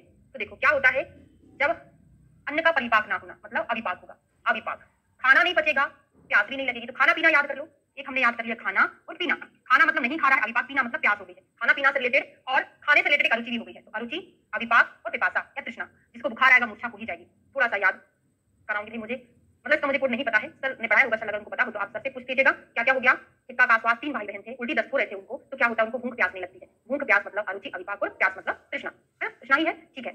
और उनको उल्टी दस्त क्यों हो रहा था, क्योंकि बुखार चढ़ा था। बुखार मतलब ज्वर मूर्छा करके याद हो गया, याद हो गया, वेरी गुड, ठीक है। ये हमारा कंप्लीट हुआ। अब आपका टाइम टेबल बनवा देती हूँ, चैप्टर कंप्लीट हो गया। वैसे मैं हर बार क्लास में बोलती तो रहती हूँ, टाइम टेबल वही तो है, वही चीज को मुझे लिखाना है ना। वो आपको पता है मैंने, वैसे ही आपको करना है, आप बना चुके हैं कई बार, क्लास में ही बोलती रहती हूँ बार बार, ठीक है। तो वही टाइम टेबल आपको 3 महीने का बनाना है। अभी जनवरी को पूरा इंक्लूड कर लेंगे हम, 4-5 दिन ही निकले हैं, है ना? क्या बोले? कुछ बोल रहे हैं पूजा? तो अगर अप्रैल में एग्जाम होगा उसके हिसाब से मैं बनवा रही हूँ, क्योंकि देखो मैं कोई लिख के, देखो पीएससी का बैच अलग से कोई जरूरी नहीं है, क्योंकि जो पीजी में आता है वही पीएससी में आता है, तो यही बैच कंटिन्यू कर रहा है, चल रहा है। तो आप पीएससी की तैयारी कर रहे हैं तो आप करंट की क्लास करते जाइए, बाकी जो क्लासेस हो चुकी हैं लाइव वही रिकॉर्डेड है, तो आप प्रीवियस को पढ़ सकते हैं, है ना? तो अप्रैल में एग्जाम होगा, क्योंकि वहां पर दिया हुआ है एनटीए की जो साइड ऑफिसर वहां पे दिया कि अप्रैल में करवाने का है, क्योंकि वो आपका जो एग्जिट एग्जाम होता है ना, वो अप्रैल के बाद, मतलब अप्रैल में आपका एग्जाम होना ही है, मतलब 1 साल हो जाएगा, तो फिर अगली जो पीजी होगी, अभी मतलब इस बार का नहीं अगली बार का होगा अप्रैल में, तो उससे आपको 1 साल मिलेगा। ऐसा कुछ उनका रिलेशन है, मुझे नहीं पता है। नए बच्चों का ओल्ड वीडियोस, हाँ बस मैं सारा समझा रही हूँ, प्रेजेंट एंड पास्ट साथ में कवर करना है, मुश्किल लग रहा है, वो भी 3 महीने में। बिल्कुल सारी चीजें आप क्वेश्चन पूछते जाइए, सारा चीज बताऊंगी मैं, है ना, 10-15 मिनट में। हाँ वही अप्रैल में अगर एग्जाम होगा तो 3 महीने का शेड्यूल, और मैंने ये भी बोला था कि जब मैं जनवरी फरवरी में शेड्यूल बनवाऊंगी तो मुझसे कोई ये नहीं बोलेगा कि मैडम हम नहीं कर पाएंगे। मैं इस चीज को टारगेट लेके बोल रही हूँ, क्योंकि हम हमेशा से बोलते आ रहे हैं, कम से कम मैंने आपको सितंबर में बोला था या अगस्त में बोला था कि अभी से आपको ऐसी पढ़ाई करना है कि लास्ट के 3 महीने सिर्फ आपको कंसंट्रेशन के साथ रिवीजन करना है ना? ये सारी चीजें आपको ध्यान में, आप कैसे करना है वो आप जाने, बाकी मैं आपको टारगेट दे रही हूँ 3 महीने में आपको क्या क्या करना है, क्योंकि अप्रैल में आपका अगर एग्जाम होगा, नहीं होगा तो अच्छी बात है, वैसे होने के चांसेस भी हैं, नहीं होगा तो ठीक है ना, आपको 1-2 महीने और मिल जाएंगे, लेकिन आपको 3 महीनों में कंप्लीट करना है। तो देखिए क्या करना है, पहले तो करंट की बात कर ले, जो चल रहा है हमारा, इवनिंग में 2 घंटे की क्लास रहती है, लाइव रह के करें, नहीं कर पा रहे रिकॉर्डेड, लेकिन उनको 2 घंटे में ही करना है, ऐसा नहीं कि आपने स्टॉप कर दिया फिर मैं आज सुबह देख लूंगा, ऐसा बिल्कुल नहीं करना है। 2 घंटे की, और मॉर्निंग में 1 घंटे की क्लास होती है। 2 घंटे में सब्जेक्ट हो रहा है, एक संहिता हो रही है ना, और यहाँ पे मतलब जो भी संहिता सुबह अष्टांग हृदय हो रहा है, ठीक है, ये तो अपना 3 घंटे का ये निकल गया। हाँ बिल्कुल, क्योंकि इसलिए लग रहा है उनको अप्रैल तक क्या पूरा करना रहता है, जो एग्जिट एग्जाम होता है वो अप्रैल में कंडक्ट करने का वो लोग सोच रहे हैं, उस तरीके से वो हर साल वही पर एग्जिट एग्जाम देने के बाद फिर यहाँ पे पीजी का एग्जाम हो जाएगा, इस तरीके से वो अप्रैल में चांस बहुत ज्यादा लग रहा है ना। ये करंट का हो गया। आपको डेली का करना है ना, डेली का मेथड बता रही हूँ। डेली क्लास कर लिया, क्लास के 2 घंटे क्लास हुई, सब्जेक्ट का 1 घंटा हुआ, तो इसको पढ़ने में आपको आधा घंटा लगेगा, है ना, इसको पढ़ने में आपको फिर आधा घंटा लगेगा, तो कुल मिला के 2 घंटे, 3 घंटे यहाँ दे दो, 1 घंटा ये 4 घंटे, 4.5 घंटे में आपका डेली कवर होगा, है ना, डेली कवर हो जाएगा। मैं आपके हिसाब से टाइम टेबल बना रही हूँ ना, सारी चीजें सोच के एकदम बर्डन नहीं डाल रही हूँ, है ना। और आपको अब कम से कम बोल रही हूँ 8 से 10 घंटे कम से कम पढ़ाई करना, ज्यादा से ज्यादा 12 से 14 घंटे पढ़ाई करना, तभी आप निकलोगे। मैंने इंटर्नशिप कंप्लीट करने के बाद मुझे 3 महीने बस मिले, कंप्लीट नहीं हुआ था मेरा, आयुर्वेद का हुआ था, लास्ट के 3 महीनों में मैंने एलोपैथ का ऐसे ही ज्वाइन कर लिया था, नहीं जाती थी रेगुलर, उन 3 महीनों मैंने 12-12, 15-15 घंटे पढ़ाई करी है ना। तो आपको ये 3 घंटे में आपको इतना मैनेज करना है कि जैसे मैं पीएमटी के टाइम पे, नीट के टाइम पे पढ़ाई किया हूँ, वैसे ही पढ़ाई अगर मैं 3 महीनों में कर लूंगा, निकल जाऊंगा, 100% सिलेक्शन होना है, ठीक है। तो डेली आपका जो रूटीन रहेगा, आपका प्रीवियस वाला, प्रीवियस जो हो चुका है, या जो टफ सब्जेक्ट होते हैं, बहुत टफ सब्जेक्ट होते हैं, उनके लिए हम डेली आधा घंटा निकालेंगे, या आधा घंटा, इनके अलावा फिर आपको मैनेज करना, अपने अपने हिसाब से मैनेज कर लेना। आधे घंटे में आप क्या पढ़ोगे, रसशास्त्र पढ़ोगे, भेषज कल्पना, भेषज कल्पना में बहुत सारी ड्रग हैं, औषधियां हैं, अनुपान क्या है, वो सारी चीजों को ध्यान रखना। और आधे घंटे में क्या करना है, आपको द्रवगुण पढ़ना है। द्रवगुण में सेकंड पार्ट प्रीवियस पुराने वीडियो से देख लेना अभी तो, बाकी मैं करंट में आपको पढ़ाने ही वाली हूँ, इसलिए दोनों फायदा है, रिकॉर्डेड भी है, लाइव भी है ना। तो इनको डेली 1 घंटा इसलिए पढ़ना, क्योंकि आप इकट्ठा बैठ के इसको पूरा नहीं पढ़ पाते, और एकदम ज्यादा फोकस करके मतलब जो मैंने पढ़ाया उसी क्रम में पढ़ोगे तो चीजें याद रह जाती है ना। तो ये चीजें आधा घंटे। फिर आपको क्या करना है, क्वेश्चन के लिए टाइम निकालना। प्रीवियस ईयर के जो क्वेश्चन पेपर हैं, जैसे वीकली आपके 2 टेस्ट होते हैं, प्रीवियस ईयर के ऑनलाइन टेस्ट रहता है, उसमें आपको पर डे एक पेपर सॉल्व करना। 3 दिन का हो गया, आपका एक टेस्ट हो गया, फिर 3 दिन का हो गया, सैटरडे को एक टेस्ट हो गया, तो पर डे एक पेपर कब तक सॉल्व करना है। आपने बहुत सारा कर लिया है, कम बचा है, इसलिए बाकी जिन्होंने शुरू ही नहीं किया था, अलग से क्लास मैंने शुरू की थी, 50 बच्चे लाइव रहते, उनको 3-3, 4-4 पेपर करना, ये आप पर डिपेंड करता है। जो पहले कर लिए थे उनको एक करना, जो नहीं किए थे 3-3, 4-4 पेपर अब आपको सॉल्व करना। वो भी कैसे करना, खुद से नहीं करना, मैंने जो वीडियो में पढ़ाया है उसी तरीके से करोगे, लिख कर करोगे, बहुत सारा एक्स्ट्रा मैंने ऐड कराया है, उस तरीके से पढ़ोगे तो आपको एक बार में याद रह जाएगा, नहीं तो खुद से 3 से 4 बार बारीक सॉल्व करनी पड़ेगी, है ना। तो जो मैंने कराया, जब मेरा कंप्लीट हो जाएगा पूरा, तो आपको खुद से एक बार और सॉल्व कर लेना, कंप्लीट हो जाएगा, ठीक है। डेली ये हो गया। अब प्रीवियस सब्जेक्ट क्या है, जैसे आपने एक संहिता, एक सब्जेक्ट, संहिता में कोई एक स्थान उठा लो, जैसे चरक का सूत्र स्थान उठाया है, इसको आप विदिन 3 डेज 10-10 चैप्टर करोगे पर डे, ठीक है। जिन्होंने, हाँ ठीक है, 3 डेज करना है, एक स्थान कंप्लीट केवल सूत्र स्थान, बाकी निदान 1.5 दिन का है, विमान 1.5 दिन का है, छोटे छोटे हैं, तो आपको 3 दिन में कंप्लीट करना है। और यहाँ पे एक सब्जेक्ट उठाना है, इसको 3 डेज में या 4 डेज में कंप्लीट करना है, ये आपका टारगेट रहेगा। तो पूरा शेड्यूल आपका बिजी रहेगा, ये भी करना है, ये भी करना है, डेली, और आपको ये चीज करना है, ठीक है। और एक और चीज मैं आपको बता दूं, रात में सोते टाइम एक छोटी सी डायरी सभी के पास होना चाहिए। सोते टाइम आपका डेली का तो ये रहेगा ही, आधा घंटे का आप वहां पे बना लो, है ना, कि आज का मेरा टाइम शेड्यूल ये है, मेरा फर्स्ट पॉइंट ये है, सेकंड ये है, थर्ड ये है, फोर्थ ये है, तो मैं मेरा एक पॉइंट कवर टिक कर दूं, दूसरा कवर मैडम ने जो टारगेट दिया था, दूसरा टारगेट कंप्लीट, तीसरा टारगेट कंप्लीट, चौथा टारगेट कंप्लीट, ऐसे करोगे तो आपको कॉन्फिडेंस लगेगा कि हाँ भी मैंने आज के दिन में ये वाला टारगेट पूरा कर लिया है। तो इस तरीके से पढ़ोगे तो चाहे कोई भी कितना ही इंटेलिजेंट व्यक्ति क्यों ना हो, आपने अगर रिवीजन नहीं किया, कितना ही अच्छे से आपने पढ़ा था, रिवीजन नहीं किया, तो वो चीजें आपको नहीं याद रहेंगी। रिवीजन बहुत ज्यादा जरूरी है, और ये आपको कितने महीने में करना है, ये आपको 3 महीने की अगर मैं बात करूं तो आपको ये 1.5 महीने में कंप्लीट करना है, इतना सारी चीजें 1.5 महीने में कंप्लीट कर लोगे। उसके बाद जो 1.5 महीना बचेगा, एक बार और रिवीजन होगा 1 महीने में, और लास्ट के 15 दिन में एक बार और रिवीजन होगा। और इनके साथ साथ आपको सब्जेक्टिव एमसीक्यू भी सॉल्व करते रहना है हर दिन, आधा 1 घंटा निकाल के, क्योंकि ये केवल 3 महीने की स्ट्रेटेजी है ना। साल भर की स्ट्रेटेजी मैंने आपको पहले ही बताई थी कि अभी से फॉलो नहीं करोगे तो आपके ऊपर ही बर्डन जाना है, मेरा कुछ भी नहीं होने वाला, आपका ही सब कुछ होना है। इसलिए मैं बार-बार बोलने के बाद भी आप लोग बहुत कम बच्चे रह देते हैं, बहुत कम ऑनलाइन रहते हैं, फिर भी जितने बच्चे रह रहे हैं 50 बच्चे, मैं उनसे सैटिस्फाई हूं कि उनको एग्जाम निकालना सीरियसली कुछ पढ़ाएंगे, है ना, जो नहीं हुआ वो पढ़ाते रहेंगे, लेकिन अगर आपको जल्दी जल्दी तैयारी करना तो प्रीवियस वीडियो से भी देख सकते हैं, ऐसा कुछ नहीं है। तो वर्ण चिकित्सा श्लोक नंबर 5 व्रण की आकृति बताइए कि किस प्रकार के व्रण होते हैं। ये नॉर्मल है ना, ये सामान्य आकृति या सामान्य क्या बोल सकते हैं हम इसको, व्रण की आकृति है ना, जो आगंतुक व्रण होते हैं, आगंतुक व्रण, कहीं बाहर से हमको आघात लगा, हमको व्रण बना, उस व्रण में कौन कौन सी आकृति बन सकती है, तो आगंतुक व्रण के सामान्य आकृति क्या होनी चाहिए, तो आयत, चतुस्त्र, त्रियस्त्र, मंडल। कैसा? आयत मतलब चौड़ा भी हो सकता है, चौकोर, चतुष्ट मतलब चौकोर हो गया, आयत थोड़ा सा इस टाइप का होता है, लंबा सा, चौड़ा सा, और चौकोर बिल्कुल एकदम चौकोर रहेगा, त्रिकोण रहेगा, ट्रायंगल टाइप का रहेगा और गोल रहेगा, अर्धचंद्राकार भी हो सकता है। तो ये सामान्य आकृतियां हैं, इस तरीके का व्रण हो सकता है। विशाला, कुटिलस्थता, कुटिल भी हो सकता है ना, तो समान मध्य में उठी आकृति वाले। और क्या है? शराब, निम्न, मध्याश, यह मध्यास तथा अपर, ये भी बहुत इंपॉर्टेंट है। शराब, निम्न, मध्यास, शराब के समान, और हमने कहां पढ़ा था कि जो बीच में दबा हुआ हो, किनारों पर उठा हुआ हो। अंतो उन्नता मध्य निम्ना, कहां पढ़े थे? अंतो उन्नता मध्य निम्ना, शराबिका प्रमेय पीठिका में पढ़ के आए हैं। और कहां पढ़ते हैं आप? अगर तंत्र में लूताविष के द्वितीय दिन के लक्षण में ऐसा पढ़ते हैं, और एक यहाँ पर भी पढ़ते हैं, हाँ एक यहाँ पर भी पढ़ते हैं, शराब निम्न मध्या, मतलब बीच में क्या है, जो के समान, सकोरे के समान बीच में दबा हुआ, जो के समान मध्य में उठती हुई आकृति वाला होता है। ठीक है, बिल्कुल। अब बात है जो स्वयं पढ़ने वाले आगंतुक व्रण होते हैं, ये वैद्य के द्वारा बनाए गए नहीं होते, ये नॉर्मल होते हैं, जिसमें वैद्य का कोई लेना देना नहीं होता है। अब कितने प्रकार के सद्यो व्रण होते हैं, ये क्वेश्चन पूछा जाता है, तो आचार्य सुश्रुत ने सद्यो व्रण कितने बताए हैं? 6 बताए हैं। कौन कौन से होते हैं? छिन्न, भिन्न, विद्ध, छत, पिच्चित और घष्ट। ऐसे ही क्रम आपको याद रखना है, क्योंकि क्रम याद रख के आपको बीच में कुछ और चीजें याद करने को मिलेंगी। क्रम याद रहेगा वो आसानी से याद हो जाएगा, साथ में ट्रीटमेंट भी याद हो जाएगा। तो छिन्न, भिन्न, विद्ध, छत, पिच्चित और घष्ट, 6 प्रकार के सद्यो व्रण बताए हुए हैं। अब इनका मॉडर्न कोरिलेशन याद कर लेना, क्योंकि आईए पीजीटी 2023 में या 22 में ऐसा कुछ क्वेश्चन आया था, जिसमें बताया था कि आयुर्वेद वाला दिया था, साथ में मॉडर्न वाला नाम दिया था, बोला था मैच करो। पेपर देखा था? या ये पीजीटी 22 या 23 का क्वेश्चन होगा, उसके पहले भी 21 तक का भी हो सकता है, मुझे उतना याद नहीं है, बस लेटेस्ट क्वेश्चन है। क्या होता है? छिन्न को हम क्या बोलते हैं? इंसाइज्ड, भिन्न को कंड्यूस्ड बोलते हैं, विद लेसरेटेड, छत जो नहीं, ये ऐसा नहीं है ना, इनका कोरिलेशन ऐसा नहीं है, पर्टिकुलर हम पढ़ेंगे तो वहां पर आएगा। बाकी मॉडर्न में इसको ऐसा बोला है, इंसाइज्ड, कंड्यूस्ड, लेसरेटेड, पंक्चर, आगे आगे आएगा तो मैं आपको बताते चलूंगी। यहाँ पे एग्जैक्ट कोरिलेशन यहाँ नहीं है, ठीक है, आने वाला है। पहला पढ़ते हैं छिन्न। तो छिन्न में क्या हो रहा है? छिन्न व्रण क्या होता है? छिन्न को हम क्या समझ सकते हैं? छेदन। छिन्न मतलब छेदन, छेदन मतलब कटना, काटना, काटना मतलब एक्सीजन या काटकर अलग कर देना। जब मैंने आपको 25वें चैप्टर में अष्टविध शस्त्रकर्म पढ़ाया था, वहां पे छेदन नहीं तो बताया था। छेदन मतलब कोई भी पार्ट को काटकर अलग कर देना, मतलब हमको आगंतुक कोई घाव हुआ है, वो हमारे शरीर पर आया है और हमने हमारे पार्ट को उसने काटकर ही अलग कर दिया, वो होता है छिन्न व्रण, छेदन। जहां से कोई पार्ट अलग हो जाए वो छेदन कहलाएगा। ठीक है, तो किसके द्वारा होगा? अगर कोई चौड़ी आकृति वाला तिरछा सीधा शस्त्र प्रहार से हाथ आदि अंगों से कटकर पृथक हो जाए तो छिन्न है। पहले रटना कभी भी नहीं है, डायरेक्ट कोड से कभी भी याद नहीं करना, पहले उसको समझना है, उसके बाद आप कोड बनाकर रटकर याद कर सकते हैं। समझना जरूरी है, क्योंकि समझना हमको सपोर्ट करता है ट्रिक को याद रखने के लिए, है ना। तो क्या हो रहा है? तिरछा, ऋजु, शस्त्र प्रहार से होगा। किसके द्वारा होगा? शस्त्र प्रहार से। गात्र से पातनम चाबी, गात्र को कोई एक पार्ट को काटकर ही अलग कर दे वो छिन्न कहलाएगा। अब छिन्न को इंसीज्ड या इंसाइज्ड वुंड कहते हैं। अब अलग अलग प्रोनाउंसिएशन होते सभी के, इंसाइज्ड व्रण भी बोलते हैं, ठीक है, इसको छेदन। अब भेदन देखते हैं। भेदन मतलब क्या होता है? भेदन मैंने आपको पढ़ाया था, भिन्न, भिन्न को भेदन। भेदन मतलब क्या होता है? हम चीरा लगाते हैं, चीरा लगाना मतलब इंसीजन देते। देखो इंसीजन देते वो हमने भेदन को बोला था, लेकिन इंसाइज्ड वुंड जो है वो छेदन के लिए कहा गया है। ठीक है, ये चीज अलग है ना। क्या बोल रहे हैं? अब इसमें यही लिखा है, ठीक है, बाकी और देखेंगे, है ना, कहीं पर मिलेगा तो। नहीं तो एक बार आप वो गूगल स्कॉलर वाला ऑप्शन है, उस पर आप सर्च करके देख लीजिएगा, है ना, एक्सीजन ही होता है। अब यहाँ पे लिखा हुआ, मुझे नहीं पता क्यों लिखा है ना। तो आप क्या करेंगे? गूगल पे जाएंगे, बताना मुझे लास्ट में कौन, पिंकी भारद्वाज, आपको बताना है।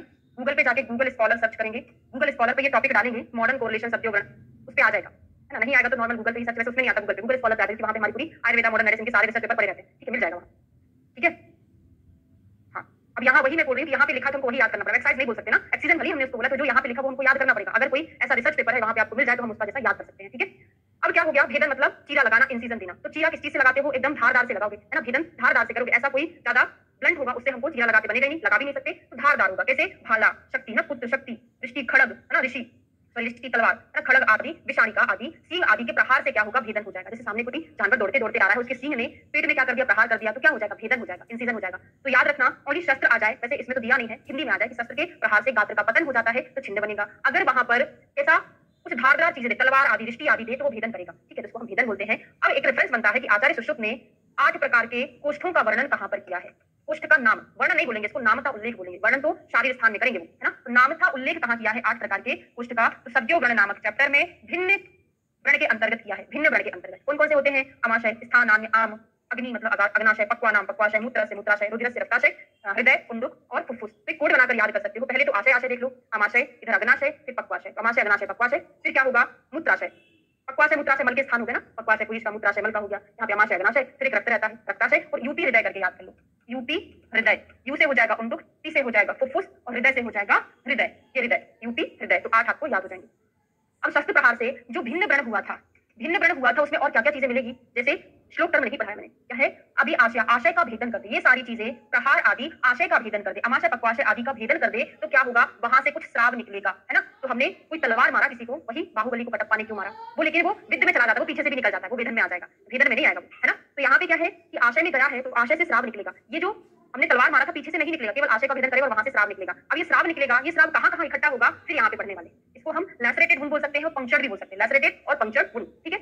शस्त्र प्रहार से क्या होगा, आशयों के छेदने से रक्त से भर जाते हैं आशय, तो रक्त पूर्णे, रक्त से आशय भर जाएंगे, जब रक्त से आशय भर जाएगा तो बुखार भी आने लगेगा, ज्वर, दाह, मूत्र मार बुदस्योभ्यो रक्तम घ्राणच चपच्छति। जब आशय का भेदन हुआ था, आपको पता है किन्हीं कारणों से इंटरनल ब्लीडिंग होती है, उसके बाद वो नाक से, मुख से, गुदा से निकलने लगती है, इंटरनल ब्लीडिंग हुई, रक्त पूर्ण हो गया, बुखार उखार आ गया, तो मूत्र, गुदा, घ्राण आदि से रक्त निकलेगा, ठीक है। विंड मूत्र वात संग, और जब रक्त निकल रहा है तो मलमूत्र का रुकाव हो जाएगा, स्वेदा श्रावो अक्षीरक्तता, आंखें भी लाल होंगी, देखो नाक आंख कान सभी से रक्त निकल रहा है तो आंखों से भी तो निकल सकता है ना, तो आंखों में लालिमा, रक्त तो नहीं निकलेगा, रेडनेस रहेगी, तो स्वेद श्रावो अक्षीरक्तता। और लोहगंधी आस, मुंह से लोहगंध आएगी, क्योंकि लोह निकल ही रहा है तो गंध तो आनी ही है, तो मुंह से लोहगंधी, बाकी और कुछ नहीं याद करना, रक्त पूर्ण जरोदाह, गुदा मार्ग मूत्र मार्ग से रक्त निकलना, आंखें लाल हो जाना, मल मूत्र का संग हो जाना और लोहगंधी आना। ये किसमें पढ़ा, केवल हमने किसमें पढ़ा है, एक ही चीज में पढ़ा है, भेदन में, बाकी सभी का एक एक श्लोक पढ़ेंगे। अब अमाशय में रक्त, यहाँ से भी क्वेश्चन, सारे क्वेश्चन पूछे गए हैं 100% एग्जाम में। अमाशय में अगर रक्त इकट्ठा हो गया था तो क्या लक्षण मिलेगा और क्या करोगे। अमाशय में अगर रक्त इकट्ठा हो गया था तो बार बार रक्त का वमन होगा, तो हमने वैसे भी याद किया कि अमाशय स्थित विकारों में वमन कराना चाहिए, तो अमाशय में रक्त है तो खुद ही वमन करता जाएगा, और क्या होगा, अमाशय जब खाली हो जाएगा या बहुत रक्त भर जाएगा तो फूल जाएगा, आधिमान हो जाएगा, और क्या होगा, पेन भी होगा, स्टूल भयंकर हो जाएगा। पक्वाशय में अगर होगा तो क्या होगा, शीतता जब अप्य अधपूर्णा भी, नाभि के नीचे वाले पार्ट में शीतलता रहेगी, तो पक्वाशय नीचे वाला स्थान है ना, अमाशय इधर नाभि के ऊपर साइड है, पक्वाशय नीचे है, तो नाभि के नीचे शीतलता, पक्वाशयगत रक्त में और अमाशयगत में वमन बार बार हो रहा है, ठीक है, बाकी हैवीनेस तो रहेगा। आंत्राशय के भिन्न ना होने पर भी आंतों के सूक्ष्म स्रोतों में उनमें रक्त भर जाता है, सूक्ष्म स्रोतों से उनमें रक्त भर जाता है, उनमें भारी पर उसी प्रकार लक्षित होता है जिस प्रकार बंद मुख वाले घड़े के सूक्ष्म छिद्रों से जल की उपस्थिति का ज्ञान होता है। तो पिहिता से घटे उपमा किसके संदर्भ में दी है, पिहिता से घटे उपमा किसके संदर्भ में दी है, आंत्र भिद्ध के संदर्भ में दी है। बोला है कि आंत्र का भेदन नहीं हुआ है, फिर भी आंत्र में रक्त भर जा रहा है, क्यों भर जा रहा है, क्योंकि वहां पे छोटे छोटे पोर्स होते हैं, उसके कारण आंत्र में रक्त भर जाता है। उसी प्रकार जिस प्रकार आप एक बंद मुख वाले घड़े को पानी में डाल दो, धीरे धीरे वो भरता जाएगा, इसमें सूक्ष्म छिद्र होते हैं जो हमको नहीं दिखाई देते। क्लियर है। अब आता है छिन्न हो गया, भिन्न हो गया। अब हम पढ़ने जा रहे हैं विद्ध। क्या है विद्ध, पंक्चर गुण, इसको स्पेशली पंक्चर बोलेंगे। भेदन का मतलब ही होता है पंक्चर करना, इसको आप लैसरेटेड बोलेंगे, है ना, इसको पंक्चर नहीं बोल सकते, है ना। पंक्चर मतलब पंक्चरिंग करना। अगर मुझे मिलेगा, कोशिश करूंगी मैं ढूंढने की, तो कल लिखा दूंगी, है ना। क्वेश्चन एग्जाम में पूछा गया, पेपर से भी आप लिख सकते हैं, पहले प्रीवियस ईयर में आया है, उससे लिख सकते हो, लिखकर बताना। पंक्चर गुण क्या होता है, सूक्ष्म वेदन किससे करते हो, देखो केवल शस्त्र के प्रहार से गात्र का पतन हो जाना छेदन कहलाता है। वेदन जहां पे तलवार, दृष्टि, भाला आदि से आशय में वेदन हो जाए, मतलब वेदन हो जाए, वो वेदन कहला रहा है। वेदन मतलब होता है पंक्चर करना, है ना। वेदन करके ब्लड निकालोगे तो नुकीली चीज चाहिए, सूक्ष्म मुख वाली चीज चाहिए, तभी वेदन होगा। तो सूक्ष्म शल्य अभिहतम, छोटे मुख वाले शस्त्रों के प्रहार से वेदन कैसे करते हैं, हम सुई से करते हैं, छोटा मुख होता है। तो सूक्ष्म शल्य अभिहतम यद अंगम तो आश्यात बिना, ये बहुत इंपॉर्टेंट है। वो आशय का वेदन कर रहा था, ये आश्यात बिना है, वासे बिना, वासे वेदन करके याद करना। क्या बोले हैं, छिन्न को एक्साइज्ड, भिन्न को इंसाइज्ड, इंसिस्ड, विद्ध को पंक्चर, छद को लैसरेटेड, चित्त को क्रस्ट, और हाँ बिल्कुल सही संदेश। हाँ क्या बोलते हैं, क्लास खत्म होने के बाद ऐप के चैट पर ये मैसेज कर दीजिएगा, बाकी लोग लिख लेंगे, मैं भी नोट डाउन कर लूंगी, तो अगली बार में लिखा दूंगी, है ना। तो यहाँ से आप ना पढ़ें, इसमें कुछ का कुछ लिखा हुआ है, ठीक है। क्लियर हो गया, ये समझ आ गया कि आशय के अतिरिक्त अन्य अंग का शल्य के साथ ऊपर उठ जाना अथवा शल्य रहित स्थिति में होना विद्ध कहलाता है। जैसे मच्छर जब काटता है, मच्छर का काटना एक प्रीवियस ईयर में क्वेश्चन पूछा है, वो विद्ध वर्ण के अंतर्गत आता है। तो कटप्पा वाला याद कर लेना, यहाँ से तलवार मारा, यहाँ पे बाहर भी निकल रहा है, या फिर अंग भी साथ में उठ जाए। यहाँ पे मारा, स्किन में ना निकले, लेकिन हमको दिखने लग जाए यहाँ से कोई चीज बाहर निकल रहा है, ना निकले या निकल जाए, या दिख रहा है कि निकलने वाला है ना। तो आशय के बिना अतिरिक्त अंग उत्तुंडित हो जाए, उठा हुआ दिखे, ठीक है। अब ना अति छिन्न ना अति भिन्न क्या कहलाता है, छत कहलाता है। तो छिन्न के बाद हमने पढ़ा भिन्न, छिन्न भिन्न विद्ध छत। तो छत जो है ना ज्यादा छिन्न ना ज्यादा भिन्न, विद्ध नहीं कहलाता, क्या कहलाता है, छत कहलाता है। ये बात समझ में आ गई। अब मैं आपको अलग तरीके से याद करा दूं, छत मतलब है खाओ, छत मतलब ये ऊपर वाला छत, उसमें आप ना ज्यादा छेद कर सकते हो, ना ज्यादा भेदन कर, छेद करोगे तो पानी आएगा ना, तो छत है, ना ज्यादा छिन्न ना ज्यादा भिन्न, इसको लैसरेटेड बोल सकते हैं, है ना। तो आपने यही लिखा है लैसरेटेड होता है, बस उसको करेक्ट करने की जरूरत है, छिन्न वाले को और भिन्न वाले को, है ना। तो छिन्न वाले में आप एक्साइज याद कर लेना, एक्सिस या इंसिजन वाला भिन्न में याद कर लेना, ठीक है। अब आता है पिच्चित। पिच्चित मैंने एक बार और बताया था, पिच्चित भग्न भी होता है। क्या होता है, कांड भग्न, कांड भग्न होता है पिच्चित, ठीक है। तो कांड भग्न फिर मैंने याद कराया था कि हमारे बुंदेलखंडी भाषा में पिच्चिट जाना, दब जाना। अगर कोई इंसान के ऊपर पत्थर रख दो, उसका हाथ दब जाएगा तो बहुत ज्यादा स्वेलिंग हो जाएगी। गतम अनल्प शोफम करके हमने पढ़ा था। जैसे यहाँ पे हो गया कि पिच्चिट गया है, तो यहाँ पे किवाड़ आदि में प्रहार पीड़न आदि से, है ना, कोई अंग है वो कैसा हो गया है, दबने के कारण अस्थि के साथ ही कुचलकर जो अंग फैल जाता है, मज्जा और रक्त से सन जाएगा। अगर दब जाएगा, उसकी हड्डी टूट जाएगी, उसके अंदर मज्जा भी भर जाएगी, है ना। तो मज्जा रक्त आदि से सन जाता है, उसको हम क्या बोलते हैं, पिच्चिट। शल्य तंत्र में आपका सब कुछ हो चुका है, तो मैं आशा करती हूँ आपको सारी चीजें समझ में आ रही होगी। ऐसा तो नहीं है कोई चीज समझ में ना आ रही हो, या फिर पढ़ के अच्छा भी लग रहा होगा कि हाँ ये आपका रिवीजन चल रहा है। सही है कि नहीं है? विच्छेद हो गया, अब आता है घृष्ट। घृष्ट मतलब एब्रेशन हो जाना, ये सही लिखा है, पूरा सही लिखा, बस शुरुआत के दो ही सही नहीं लिखे हैं, है ना? तो एब्रेशन मतलब एक रगड़ जाना। अगर आप जल्दी-जल्दी कहीं जा रहे हैं, घर्षण हो गया, इसकी नकेली निकल गई, तो वहां से ब्लड नहीं निकलेगा। क्या निकलेगा? प्लाज्मा टाइप का निकलेगा, सीरम जैसा निकलेगा, वही निकलता है ना, पानी जैसा गरम-गरम रहता है। तो संघर्ष रगड़ने से ऊषा स्राव होता है, गरम-गरम स्राव होता है, उसको हम घृष्ट बोलते हैं। ठीक है?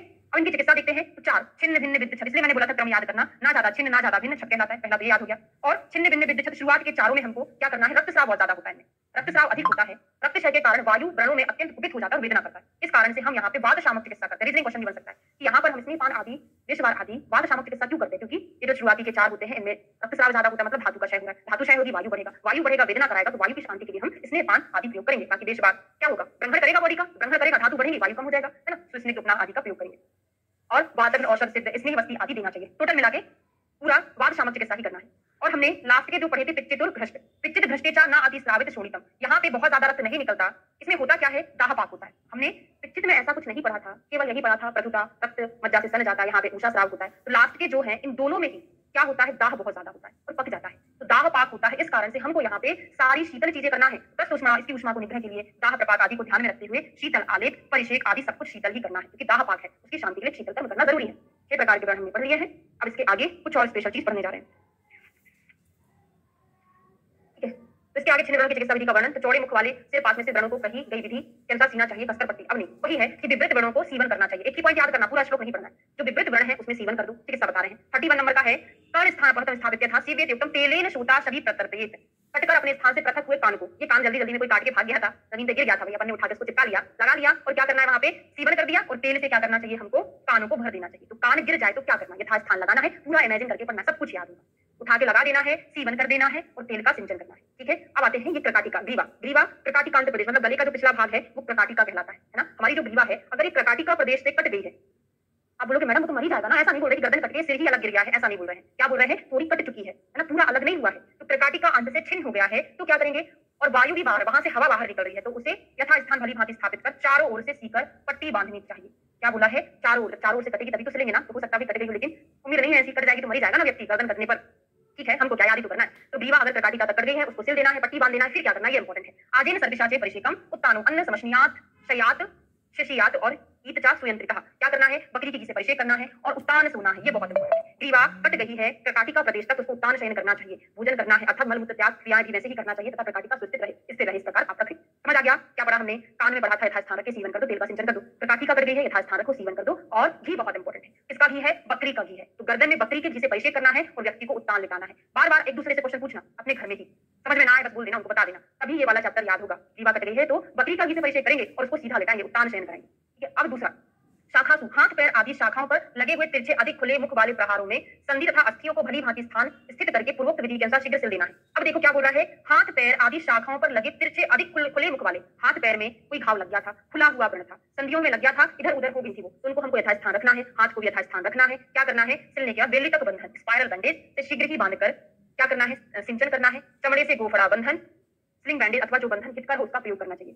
तो बेली तक क्या होता है? सीवन होता है, इन्होंने यहाँ बंधन नाम दे दिया, मतलब वो सीवन ही है। क्या करना है? सीवेत बंधुआ बेली तक, बेली तक बंधन होता है कि सीवन होता है? सीवन ही है ना, मैं सही बोल रही हूँ?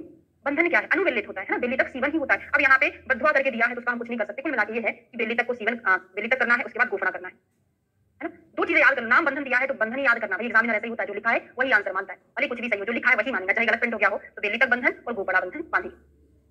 ठीक है? अब जिस व्यक्ति के पृष्ठ पर व्रण है, ये भी बहुत बार, तो जहां पर व्रण है ना वैसे ही सुला दो। यहाँ व्रण है तो जैसा प्रून पोजीशन, मतलब पेट के बल लिटा दो, यहाँ व्रण है तो पेट के बल लिटा दो, पीठ में व्रण है तो पीठ के बल लिटा दो, उत्तान, और छाती में व्रण है तो पेट के बल लिटा दो, जहां है वहीं पर लिटा देना चाहिए।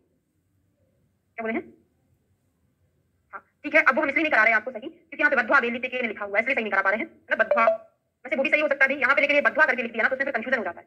ठीक है, ये हो गया। अब आते हैं छिन्नम निशेषता शाखा, अगर हमारी शाखा पूर्ण रूप से कट जाए, पूर्ण रूप से कट जाए तो क्या करना है? यहाँ पे केवल क्या था? तिरछा विरछा कुछ व्रण बन गया था, वहां पे हम अनुवेलित बेली तक गोफड़ा यूज कर रहे थे, लेकिन पूरा ही कटकर अलग फिक गया है, उसको उठाकर क्या करना है? उसको उठाकर हमको शाखाओं को पहले तो तेल से जलाना है। क्या करना? कटी हुई शाखा को तेल में डुबो दिया, जल जाएगा, कटी हुई शाखा को तेल में जलाकर फिर कोषबंध बांधना है। क्या बनना है? फिर कोषबंध बांधेंगे, कोषबंध बांधे, कोसों दूर जाके हाथ कहीं कट के गिर गया है, वापस गाड़ी लेके जाएंगे, हाथ को उठा के लाएंगे, कोसों दूर, मतलब कोषबंध बांधते हैं, ऐसा थोड़ा सा कोड बन जाएगा याद करने का। ठीक है, अब त्रयोदशांग तेल का प्रयोग किस फॉर्म में करते हैं? ये क्वेश्चन पूछा गया एग्जाम में, तो सेक के लिए करते हैं। क्या करता है? ये व्रण का रोपण करता है, त्रयोदशांग तेल का यूज करेंगे सेक के लिए, जो कि व्रण का रोपण करेगा। ठीक है, परिचय करते हैं, रोपण के लिए हितकर होता है। अब आता है नेत्र, भिन्न नेत्र। नेत्र में अगर कोई भेदन हो गया है तो क्या करोगे? नेत्र अकर्मण्यम भिन्नम लंबते पद्मपत्रांतरेण तर्पणम नस्यम चानेन सर्पिषा। इतना अंडरलाइन कर लो, बाकी हिंदी से पढ़ लेंगे। भिन्न नेत्र अवलोकन आदि अपने कार्यों में अग्नि आयु को हुआ है, तो जो भिन्न ना होकर बाहर निकल आया है, भिन्न नहीं हुआ था, केवल बाहर निकल आया था, उसे चुनाव की स्थिति के बिना बाधा पहुंचाया था स्थान को पहले अंदर करना, स्थापित करना, फिर क्या रखना है, आंखों पे वैसे कमल पत्र ही रखते हैं, एरंड का पत्ता तो रखेंगे नहीं, है ना, तो कमल पत्र रख दिए, कमल पत्र रखकर हाथ से धीरे धीरे बांधेंगे, इसके पश्चात आगे कहे जाने वाले घृत के द्वारा तर्पण कर देंगे और उसी से हम नस्य करेंगे, ठीक है ना। तो अंदर दबाना है, कमल का पत्ता रखना है और यहाँ पे परिषेद तर्पण आदि करेंगे। कौन सा यहाँ पे जो बताया है वो, अब नाम को कंटिन्यू नहीं याद रखना। और क्या करेंगे, ये जो है सर्व नेत्राभिघाते सर्पे एतत् प्रशस्यते, बकरी के घी का पाग करें, बकरी का घी इसमें डलता है और सभी प्रकार के नेत्राभिघात के लिए उत्तम होता है।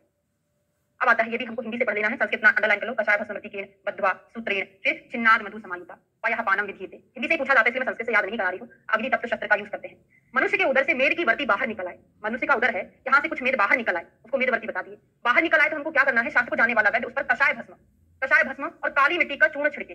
क्या कर दे, कषाय भस्म डाल दिया और काली मिट्टी का चूर्ण डाल दिया, और क्या करना है, सूत्र से बांध देगा, ठीक है। सूत्र से बांधे तक बांधे मधु लगे हुए अग्नि तप्त शस्त्र, एक शस्त्र लेके आया, उसने उसमें मधु लगाया, उसको कट कर दिया, फिर पट्टी बांध देना है, फिर आहार परिवादी पाचन होता है, पान कराए, इसमें पानी क्या, दुग्ध पान भी बुलाए, पयः पानम, इसमें पान भी कराना है, दुग्ध पान भी कराना है, शर्करा मुलाठी लाख आदि का आहार देना है। तो क्या किया था इसमें, उधर से मेदवर्ती निकल आई थी।